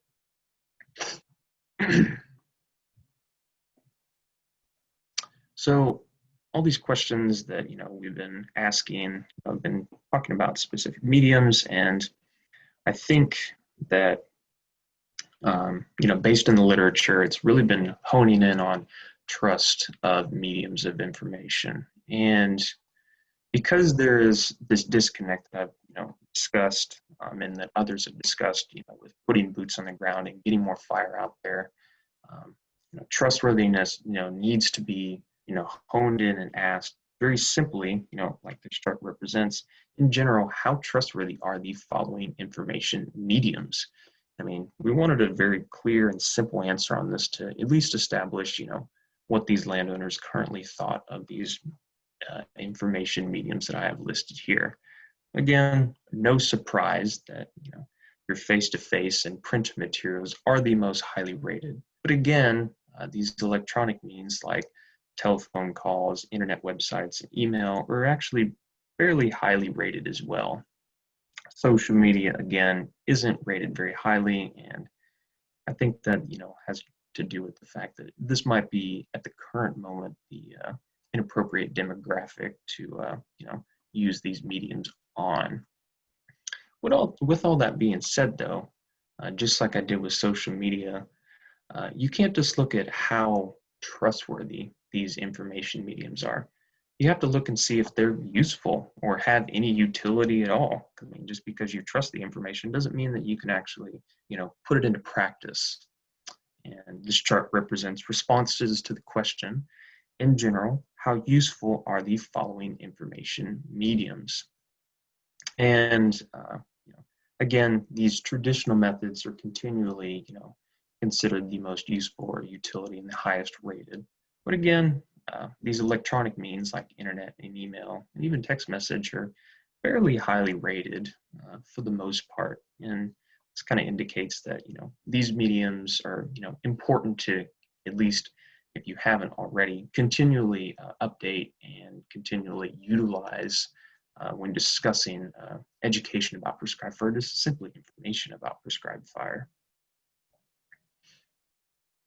And this particular question is probably my favorite in this whole research project. And just kind of going back all the way to the beginning of my project goals and objectives about information, being cited in the literature is important for information acceptance. And again, exhibiting why is there a disconnect if, a government agency is reporting information about prescribed fire, because they're considered trustworthy according to literature. So this chart represents response patterns to the question, when seeking or receiving information about prescribed fire, which of the following characteristics is the most important for you to accept the information? And while this chart, is very clear in support of the literature that characteristics like credibility and reliability, in other words, trust, are the dominant factors in information acceptance, other characteristics like relevance and clarity, in other words, the utility or the usefulness, and accessibility and shareability, in other words, a communication preference or a communication style, are also important to some of these landowner populations. So, again, I think that gives credit to the fact that, yes, while trust is very important, it's not the only characteristic to consider. And at the very least, these other characteristics like relevance, clarity, accessibility, and shareability, in relation to the utility and the communication preference towards information, should be explored a little bit further, just examining how they play a role in information and education about prescribed fire. So I've been talking to you about, 20 minutes, and, quite frankly, who cares what, a 26-year-old kid that graduated from A&M has to say? Well, hopefully I can at least, shed some light on, why this is important, and at the very least, why it should be considered in your future education of, people about prescribed fire. Really what it comes down to is that there's a changing landowner demographic.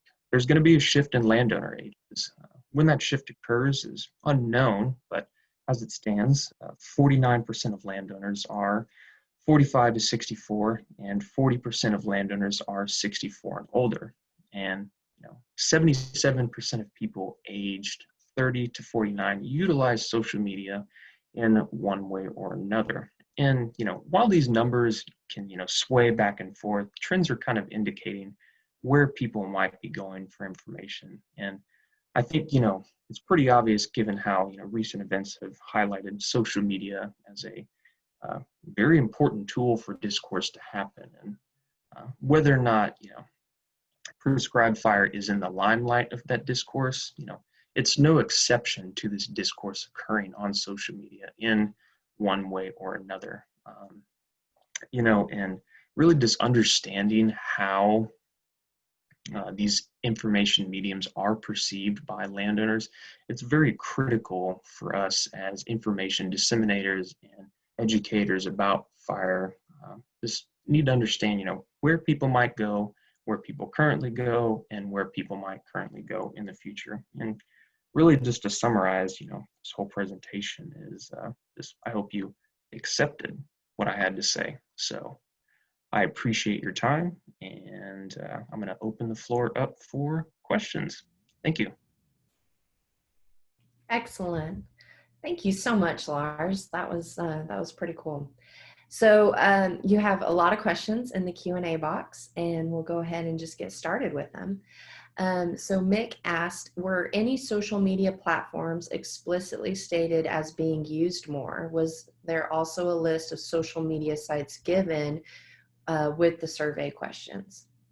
Yes. So for the most part, again, Facebook, Instagram, and Twitter weren't widely utilized, regardless if we spoke with the fire practitioners during the telephone interview process or the landowners during the Qualtrics web survey. And we did make sure in the survey, the Qualtrics web survey specifically, to actually explicitly state, Facebook, do you use this, or do you trust it, and is it useful? And same with Twitter and Instagram. So that data is representative of us explicitly asking that question. Shelley asked, well, she says first, thanks for a great presentation and synthesis of the data you collected. Do you think the responses to usefulness of how information is delivered or provided, for example, face-to-face, written, or social media, would shift in terms of what type of delivery is most useful if a younger and more diverse demographic responded? I think so. I mean, given that how much older some of these respondents were as the kind of the typical respondent, I do think that would shift more towards maybe not social media being dominant, but at least more accepted as a useful tool. I mean, I can safely say I know plenty of people that utilize social media kind of for their news source and information source. And that's not an exception to, people being my age. That's just the norm. My age, and that's not necessarily the norm for people older than us. It's just not where they got their information. May just be where they choose to continually not get their information. Okay. And do you have any data on what the younger and maybe more diverse demographics of rangeland managers, how they would answer, how they would respond, or would you include that in future research? I would absolutely include that in future research. Right now, as it stands, we don't. I do think that would be an interesting comparison down the line, as if we, kind of maybe did some sort of a cutoff age for interviews or Qualtrics web surveys, something saying that, hey, if you're under this age, we'd really like your feedback on just how you view these topics. And if you're over this age, again, we'd still like your feedback, but really emphasize the younger crowd. And I think, 10 or 15 years from now, people that are my age are going to be in these more managerial roles when it comes to range management and land ownership. So, I mean, I think if you did this survey 10 years from now, you would probably see pretty significantly different results than what are present. Okay. There was a question in the Q&A that mentioned, kind of aside from your earlier part of your presentation, talking about the biggest challenges, and of those emphasized were resources and knowledge. And what medium do you think that takes on? Do we need more extension fact sheets? Do we need more? How can we meet those needs, and in what medium format? Well, given how, there is that shift that's occurring right now, it's a little bit of a gray area.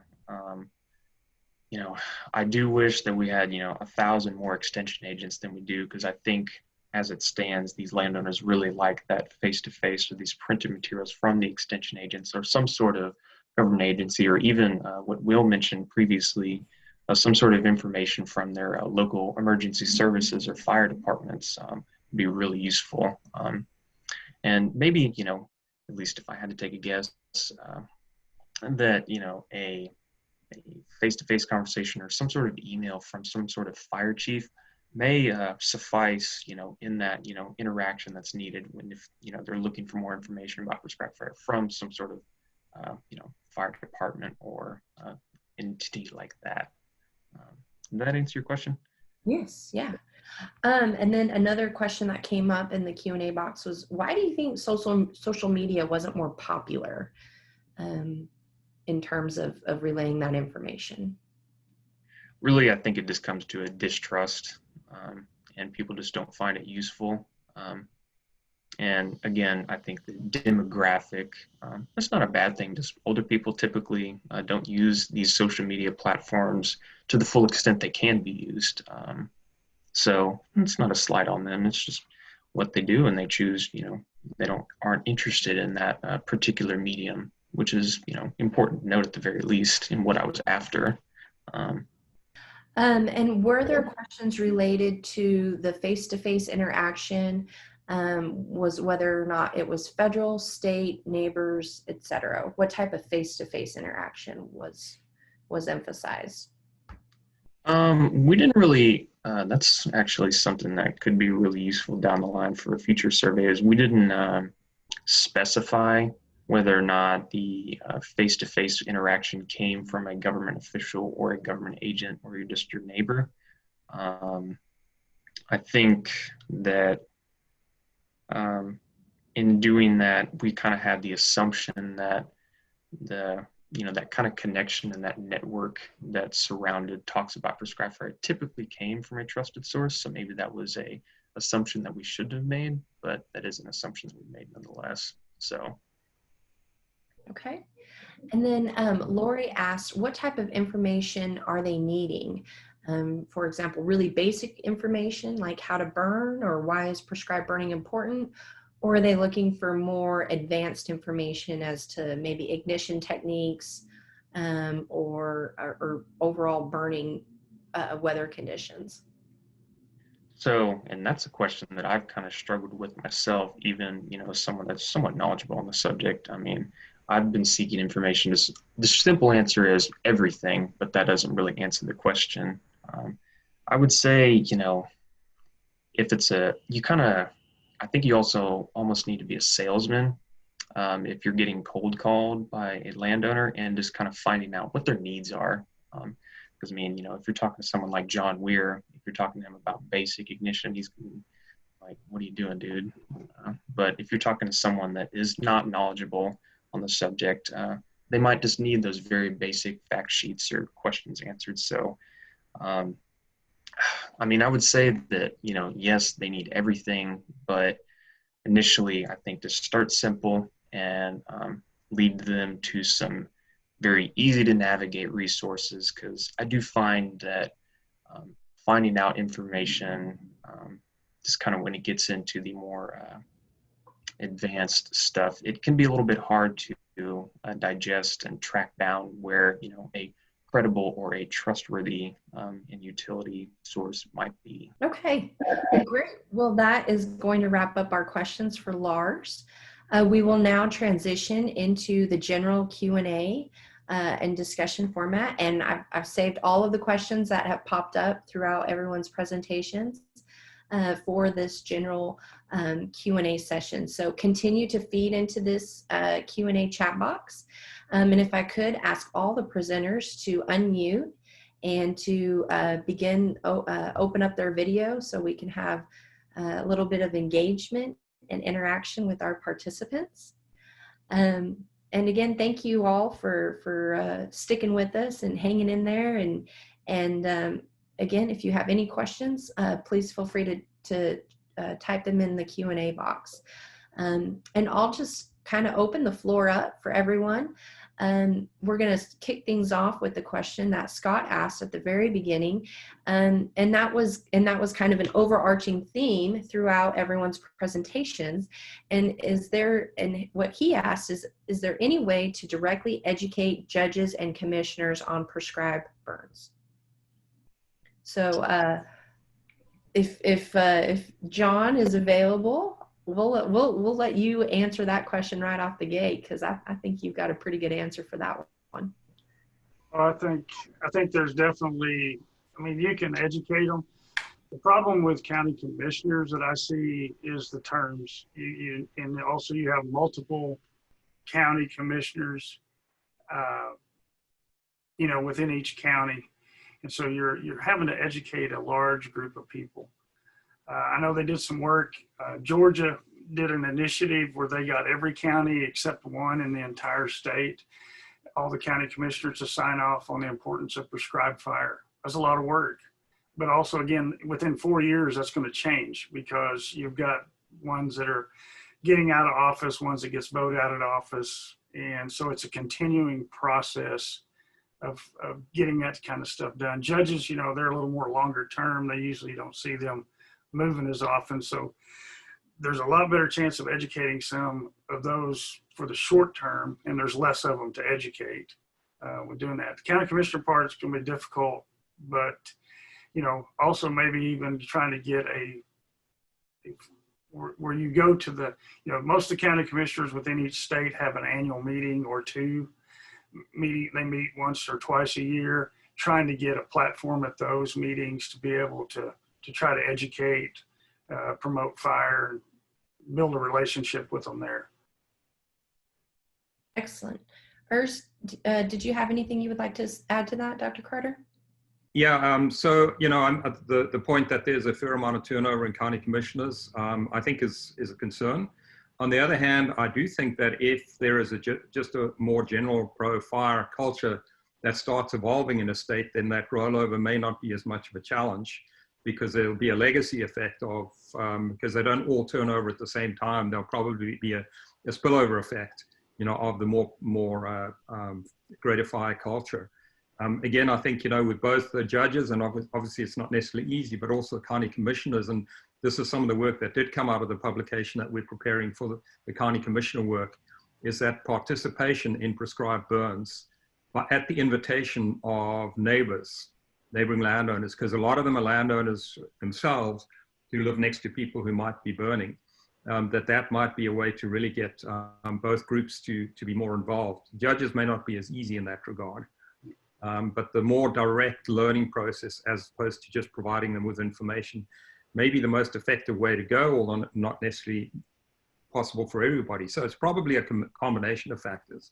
So one of the things we've done with this project is develop some rather brief research briefs. And that kind of information, I think, or fact sheets would be quite beneficial because doesn't go into a whole lot of detail, but provides the most substantive information in a succinct manner. So I think it's a combination of factors. Excellent. I agree. John, we'll let you answer this next question because this is definitely up the OK PBA alley. Do you know if there have been any analyses of the frequency of escaped prescribed burns and then specifics of what that damage has been? So we've been keeping track with our online recording, not only in Oklahoma, but in the other states at ok-pba.org.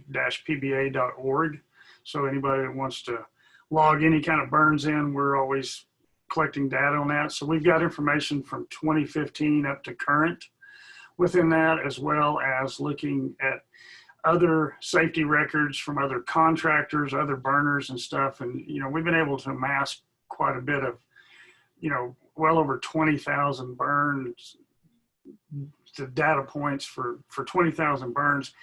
And again, we're showing that the rate of spot fires, which are any fire that escapes the burn unit, but is put out with equipment and people on site. That's a common occurrence, about 20%, 18 to 20% of all fires we see, that's going to occur. As for escape fires, which we define escape fires as any fire that leaves the burn unit, no matter what the cause, but you have to call for assistance to help put it out. Those are down anywhere 2 to 4%. It's just very rare. And then also looking at the size of them, they're so nominal that they just do not make a point of it. But also within that, we've got, like I said, well over 20,000 documented prescribed fires with actually 2 insurance claims, no lawsuits or anything like that.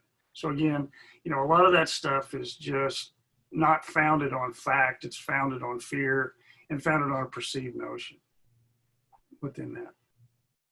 Yes, we are so thankful for the data that OKPBA collects. And again, I can't encourage the participants enough. If you have any of that data, feel free to feed that into John Ware's site. And the implications of it could be definitely game-changing, I think, for prescribed fire. Carissa, this one might be more directed towards you, but Chase asked, could there be an opportunity or utility to provide prescribed fire education to CEUs for county judges via the Texas Association of Counties? And do you think this would help with the education component of things? Yeah, absolutely. I think any unit or group of people that come together to provide information has a stronger voice. So what we've seen working in Nebraska, they just started a prescribed fire statewide prescribed fire council, and they've been able to get the ear of senators and judges and commissioners by bringing them into an event that they do every year, which is based on talking about prescribed fire, showing recent research, talking about the acres burned, the safety record, and it's a pretty big deal. They've had hundreds of participants every year, and they've been able to bring in commissioners and judges and senators for the state.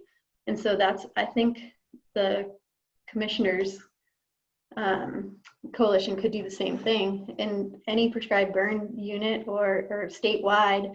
If you get enough people with strong enough voice and get some key stakeholders involved. So one of the things that Nebraska did was they were able to get Nebraska Cattlemen Association on board and bringing some of those key stakeholders to get more of a voice that people in power want to listen to.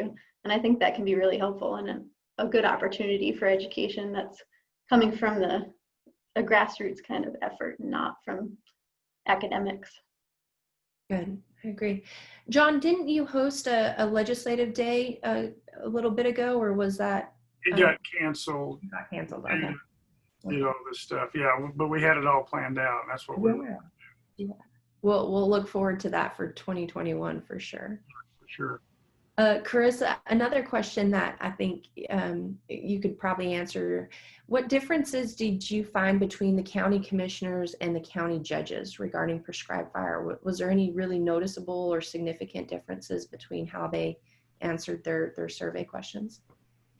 Yeah, I think so. It seemed that more county commissioners were definitely familiar with prescribed fire, and that's because it's part of their job detail is to enact the burn bans and allow for exemptions.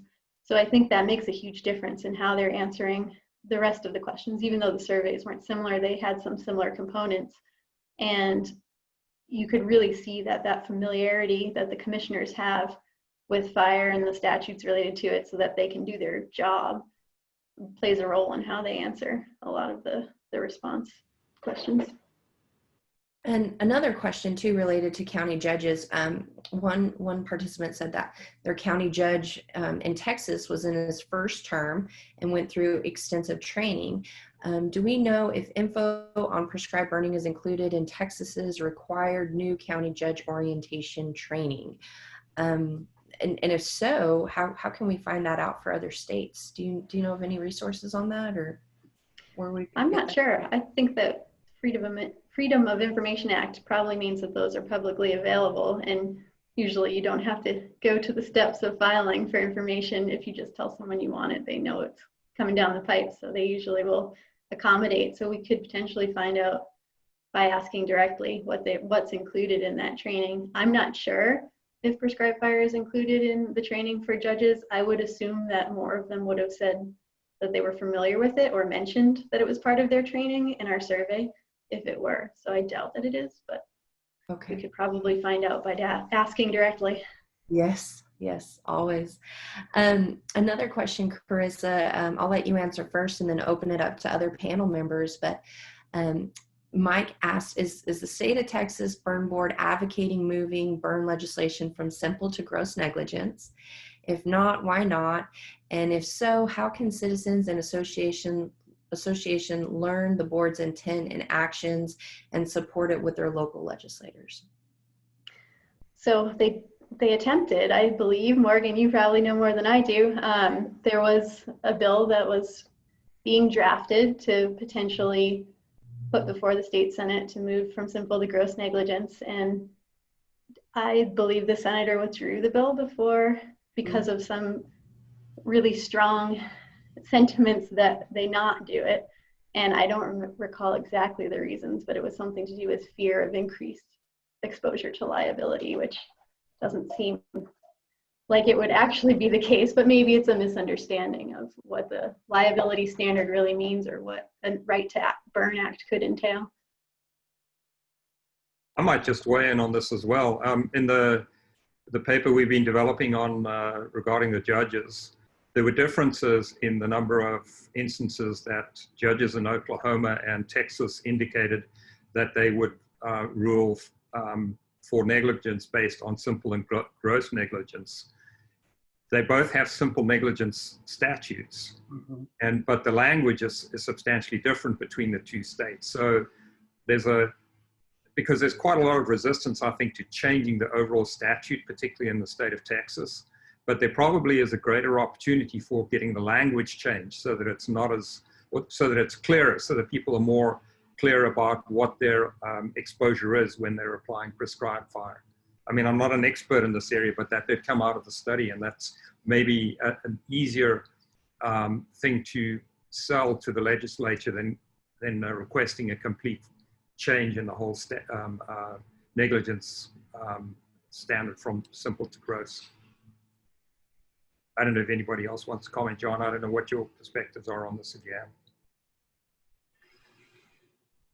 Yeah, I mean, even the states that do have the gross negligence law, they also operate under, you can still burn under simple negligence rules as well.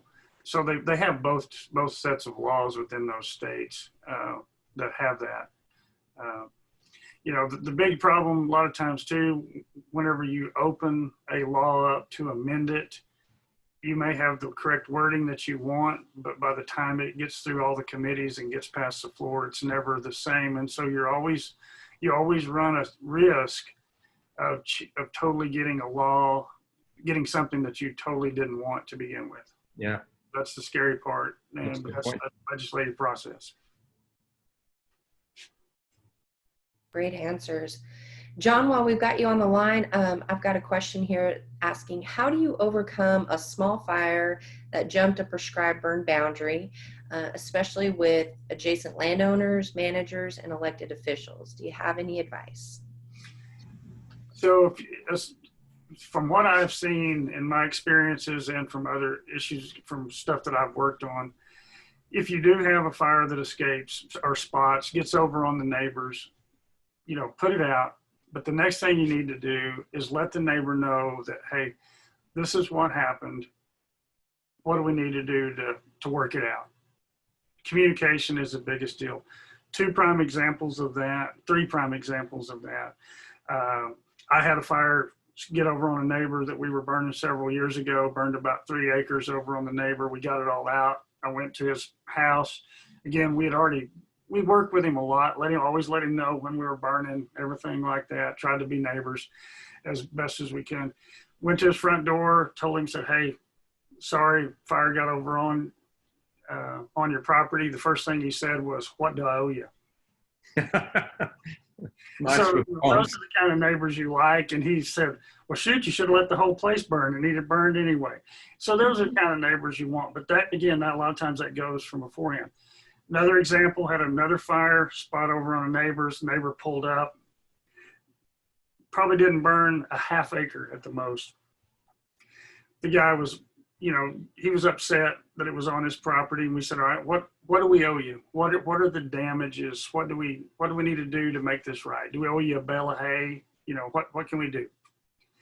And he started looking at it and talking. And then his next words were, well, shoot, you should have let it burn the whole place then. You know, again, the example is if we would not have said anything to this gentleman, he would have been very mad and, you know, things wouldn't have probably ended that way. But by coming forward and communicating and saying, hey, this is what happened. What can we do to make it, you know, make restitution or do whatever we need to do? It come out to be nothing. you know, because again, there was no damages. It burned some grass. Other than that, that's all it was. Again, same thing, worked on a insurance case, same thing. And what it boiled down to, the fire got on a property. They were claiming all kinds of damages, and some of them were very,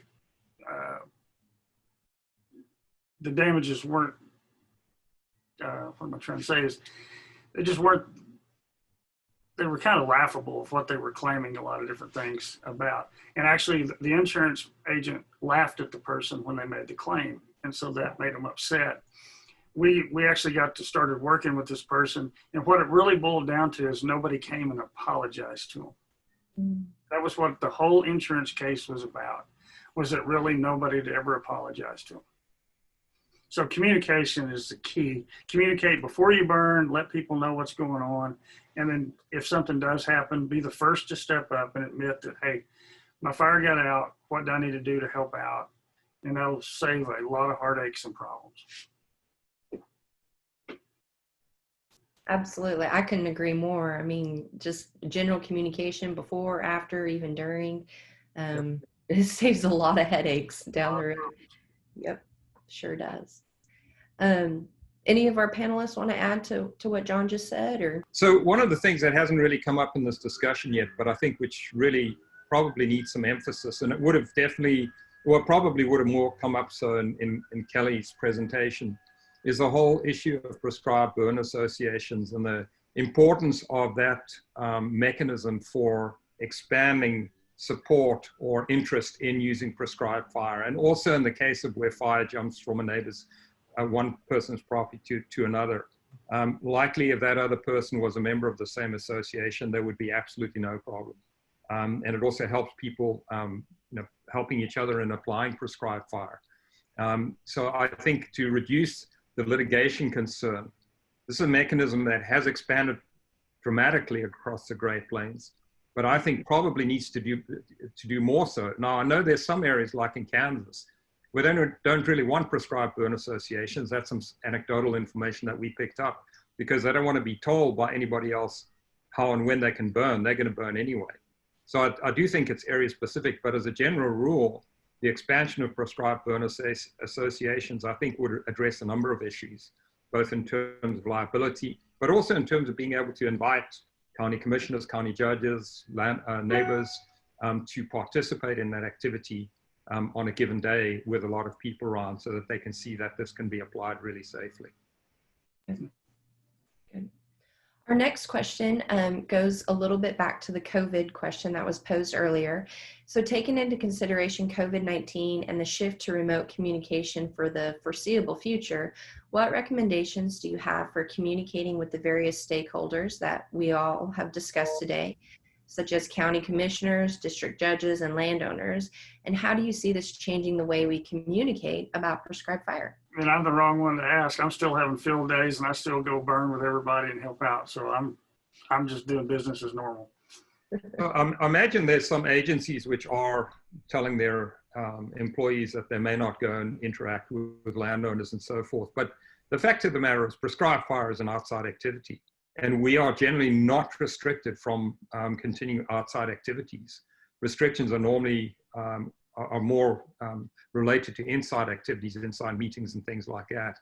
So I don't know personally that COVID-19 has had a major effect on this, but then again, I may be wrong. I just may be ignorant in this regard. If there is a restriction on agency folks working with landowners, then that isn't, certainly a problem, although it's not a problem that's going to last indefinitely. I mean, I'd be surprised if this time next year we're still having these kind of discussions. Yeah.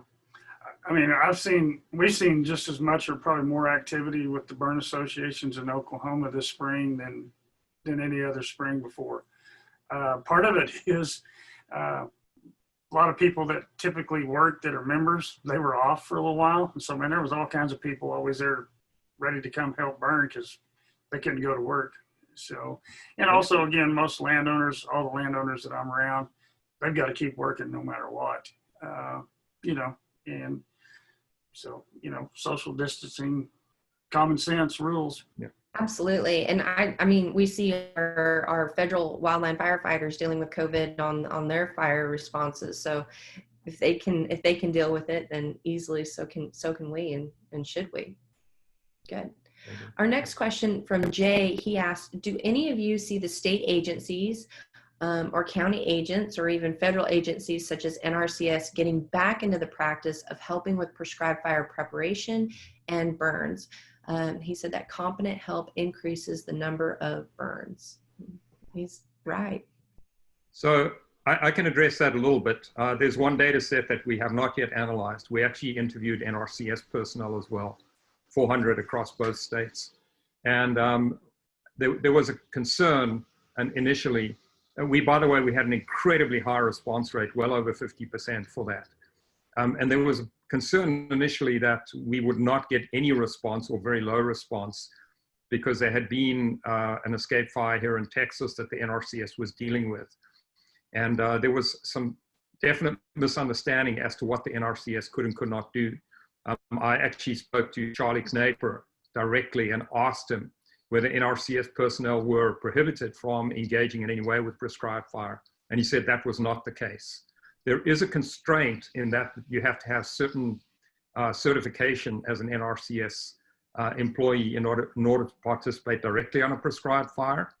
But in terms of burn plans, my understanding is they can still continue to help with burn plans. So there may be some restriction, but I think there's also recognition that this tool is absolutely necessary, and these agencies who are tasked with facilitating improved land management, they need to engage, and they cannot just say we're not going to do it. And I think some of these liability issues are, that particular case, I don't know what the specific outcome was, but my understanding is they were able to deal with it in a satisfactory manner that at least at the federal level, the employees could continue to participate in prescribed fire activities, maybe not entirely directly, but certainly indirectly. At the county and state level, I don't know. I don't know, Morgan, whether you can weigh in on that at all.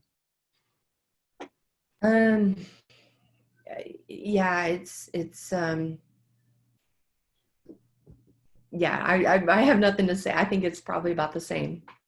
Yeah. Okay. And the next question that we have here is, and maybe we can take this kind of state by state representative. Is there funding available for landowners who want to do a prescribed burn? Yeah, there's all kinds of different funding mechanisms out there. Again, not only through NRCS, which would be federal, there's also U.S. Fish and Wildlife dollars that'll help either pay for fire breaks, preparation of fire breaks. Some will assist with, actual cost. There's also local in Oklahoma, ODWC, or Oklahoma Department of Wildlife Conservation. They have landowner assistance programs that'll cover fire break preparation, work with that. Some of the county conservation district grants are out there, they'll do it. There's some local incentives like the GRIP, Grassland Restoration Incentive Program. So yeah, there's all kinds of different some different funding mechanisms out there. But again, as mentioned earlier, probably the best funding mechanism is finding a local prescribed burn association and getting in with them. That'll help cut the cost dramatically within anything, because again, with the sharing equipment and helping each other out. I'll just add to that, in Texas, I know Texas Parks and Wildlife Department is one of the most actively involved state agencies who assist landowners with prescribed fire, make a lot for habitat improvement, but they're extremely actively involved at the state level. Absolutely. And then also Andy McCready just popped up in the Q&A box. Yes, absolutely. Funding is available from the Texas A&M Forest Service, and they've got I think close to $80,000 for funding throughout the state. And Andy has added the grant application website in the chat box. I think they're reimbursing landowners up to $30 an acre. And so that could be a potential funding resource as well. But yes, lots of state agencies and also local resources that can help cut costs by sharing labor and sharing equipment, just like John said. Very important. Okay, our next question comes from Mr. Howard. How important is it to communicate with mayors and city council members of incorporated cities and towns in rural counties? And I'm going to take a guess and say that the prescribed fire would be conducted in a rural area.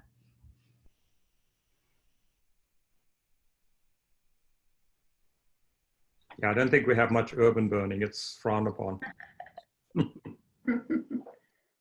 That's called urban renewal. Yes, I'll take a shot at that. I think it's really important just because from a smoke management perspective.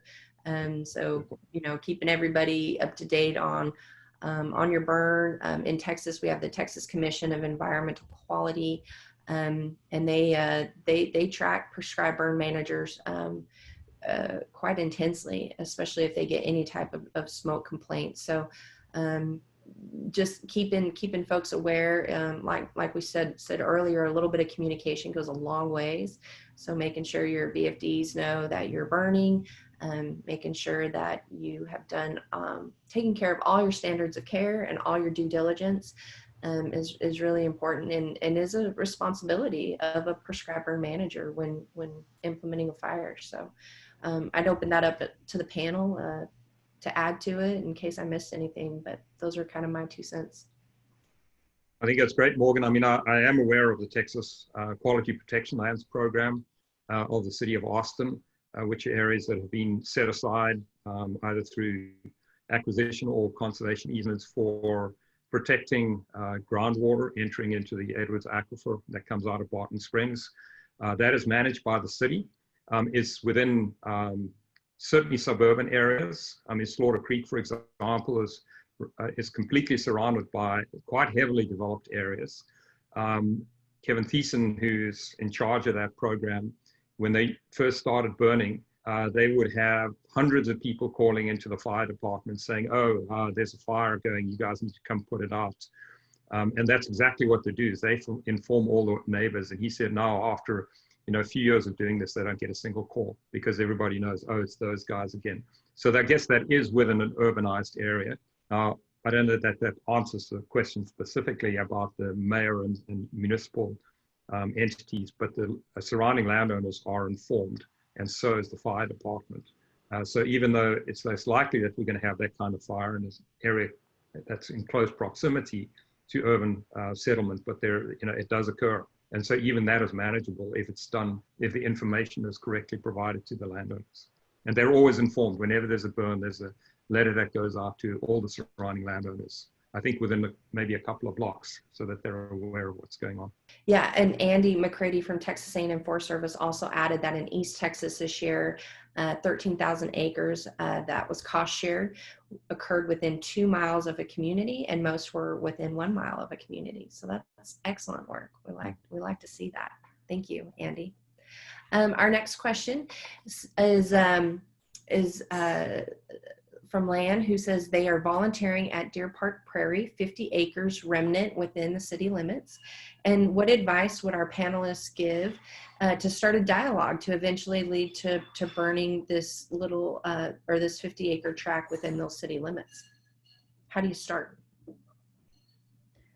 I have some insights that might help with that. In Nebraska, the Fontenelle Forest is a small park inside of the city limits of Omaha, and they were having real ecosystem problems because it was really getting encroached. The understory forest species were taking over, and they weren't having oak regeneration, and were losing a lot of their key species, and they wanted to start a fire program. So they would start with field days where they would bring people in and show them the ecosystem, what it looked like, historic pictures of what it used to look like, what it looked like now, give information about how they would lose key species and components of the park, and just provided a lot of information to people, and then gave some information on prescribed fire. And then when they started the program, they invited the neighbors of Fontenelle Park and their trustees and people who donated money to them to come and participate or watch or even just hang out while they did the burn, so that people could see how safe it was. And that was a pretty effective program. Now they're able to burn every year, and there was a lot of kickback to the idea when they first proposed it before they started the education campaign.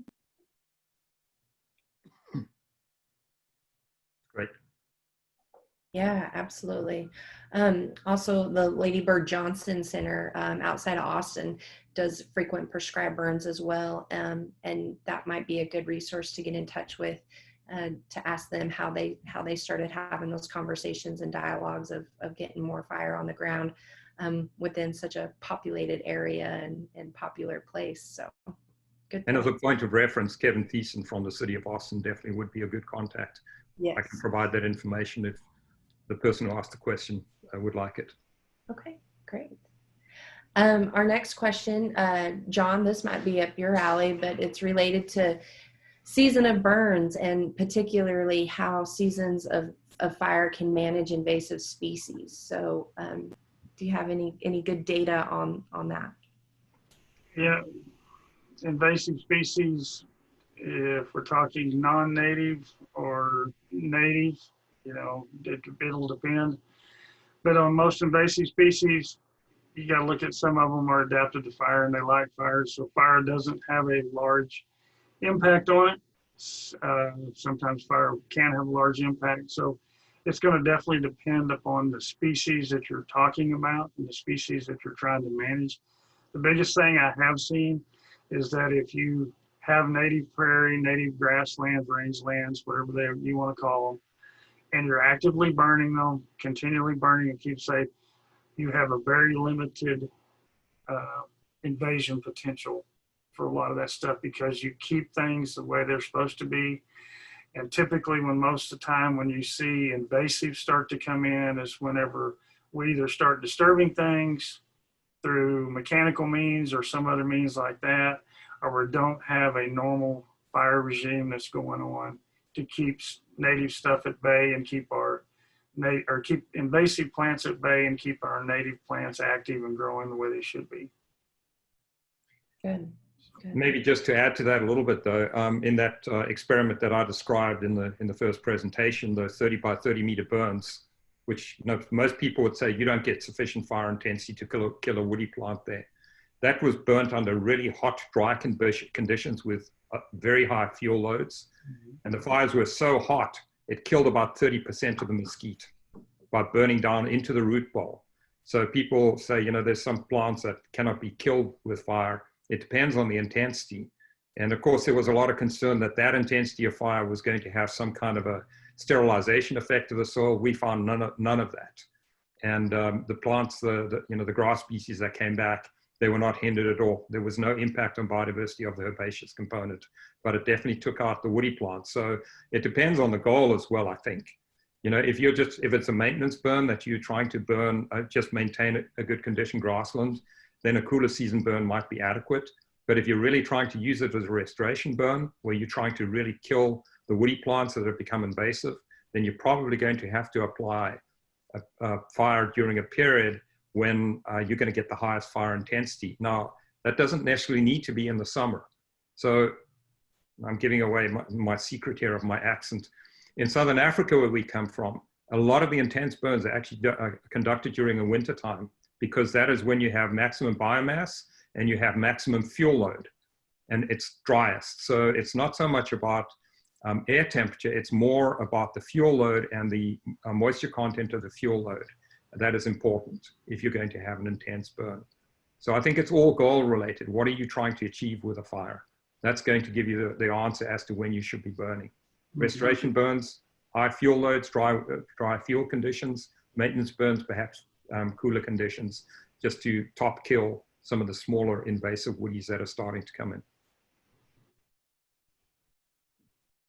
Very good.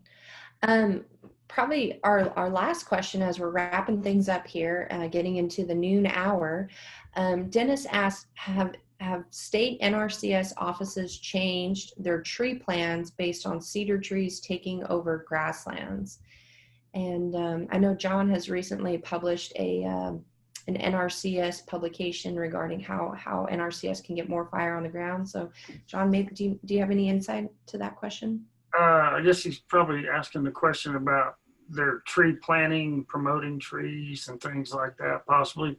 I think you've definitely seen, I know here in Oklahoma, we've definitely seen, even in the last 20 years, a big change in the ideology about what needs to go there. You know, there was a push back when CRP first come out that they were planting tree rows and things like that in some of those, and that's all gone away. And there's been that. I know here in Oklahoma, they're not promoting that. You know, ecological site descriptions can tell you what should be there and what shouldn't be, and that's again what they're going off of, a lot of that on that kind of stuff. So, and then also planning what's available, you know, or what's native and what should be on that site. So, a lot more of that going on. Good.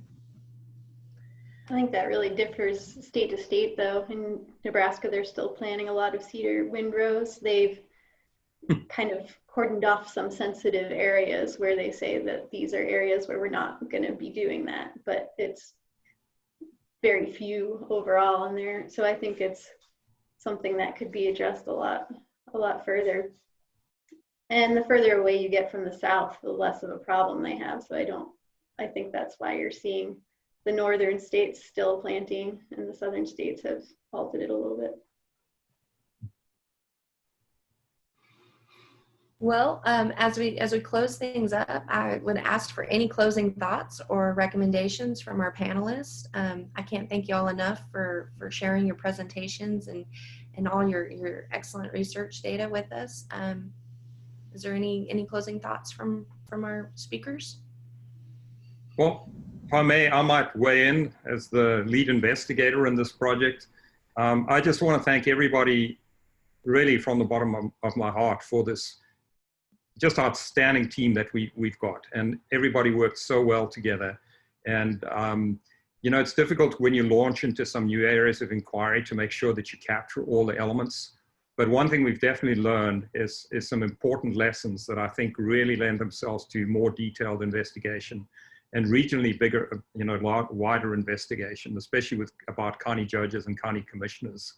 I think we just have got some good ideas, but because of the low response, and by the way, that never really came up, but one reason why the county judges indicated they didn't want to participate because they didn't want to be beholden to any opinion that they might have provided prior to hearing a case. So they didn't want to have anybody say, well, you already made these kind of comments, and we assured them it was entirely confidential, that information would never get out. But somehow judges don't really believe that. So I think that's an area that really lends itself to much more detailed investigation, because it's key. If we want landowners to burn more, they have to feel comfortable that they're not going to have a negative outcome if a fire should escape. And there's a number of mechanisms for doing that. Prescribed burn associations, I think, absolutely. Speaking to adjacent landowners, absolutely. But getting people who not only create laws and regulations involved, but also that might judge and implement burn bans, getting them more involved, I think is really fundamental to being able to make this a more palatable land use practice for a larger group of landowners across the Great Plains. But I just want to thank you guys all. You all did a fantastic job, in my opinion, and I think this has been very constructive. You know, I'd also like to thank you, Morgan, for putting this all together and managing this so well. And most importantly, though, I want to really thank everybody who listened in, and hopefully they got some good information out of this. And you know, be happy to follow up with anybody if they'll just send me an email. My email is very easy: first name urs@tamu.edu. And thanks again, guys. Really appreciate it. Excellent. Thank you, Dr. Kreider. Thank you. Carissa, any concluding remarks or? No, I think Urs covered it really well. If anyone has any exciting, innovative ideas about how we can bring more information to judges or commissioners or anyone that's integral in these decision-making processes, we'd be very happy to have feedback on that. It's an area that's starting to develop, but I think we need more insight and more innovation, because they're a tough group to reach out to, but I think an important one. So yeah, if anyone has any ideas that they can send our way, we can include it in the next set of questions that we send out to people. Thank you, Dr. Wonka. So true. And John, any concluding remarks or? No, just go burn something. Amen. Amen to that. A big thank you to Lars and Will. Thank you for hanging with us on our chats, and thank you for your presentations. This will complete our webinar, and again, thank you so much. Have a great rest of the day.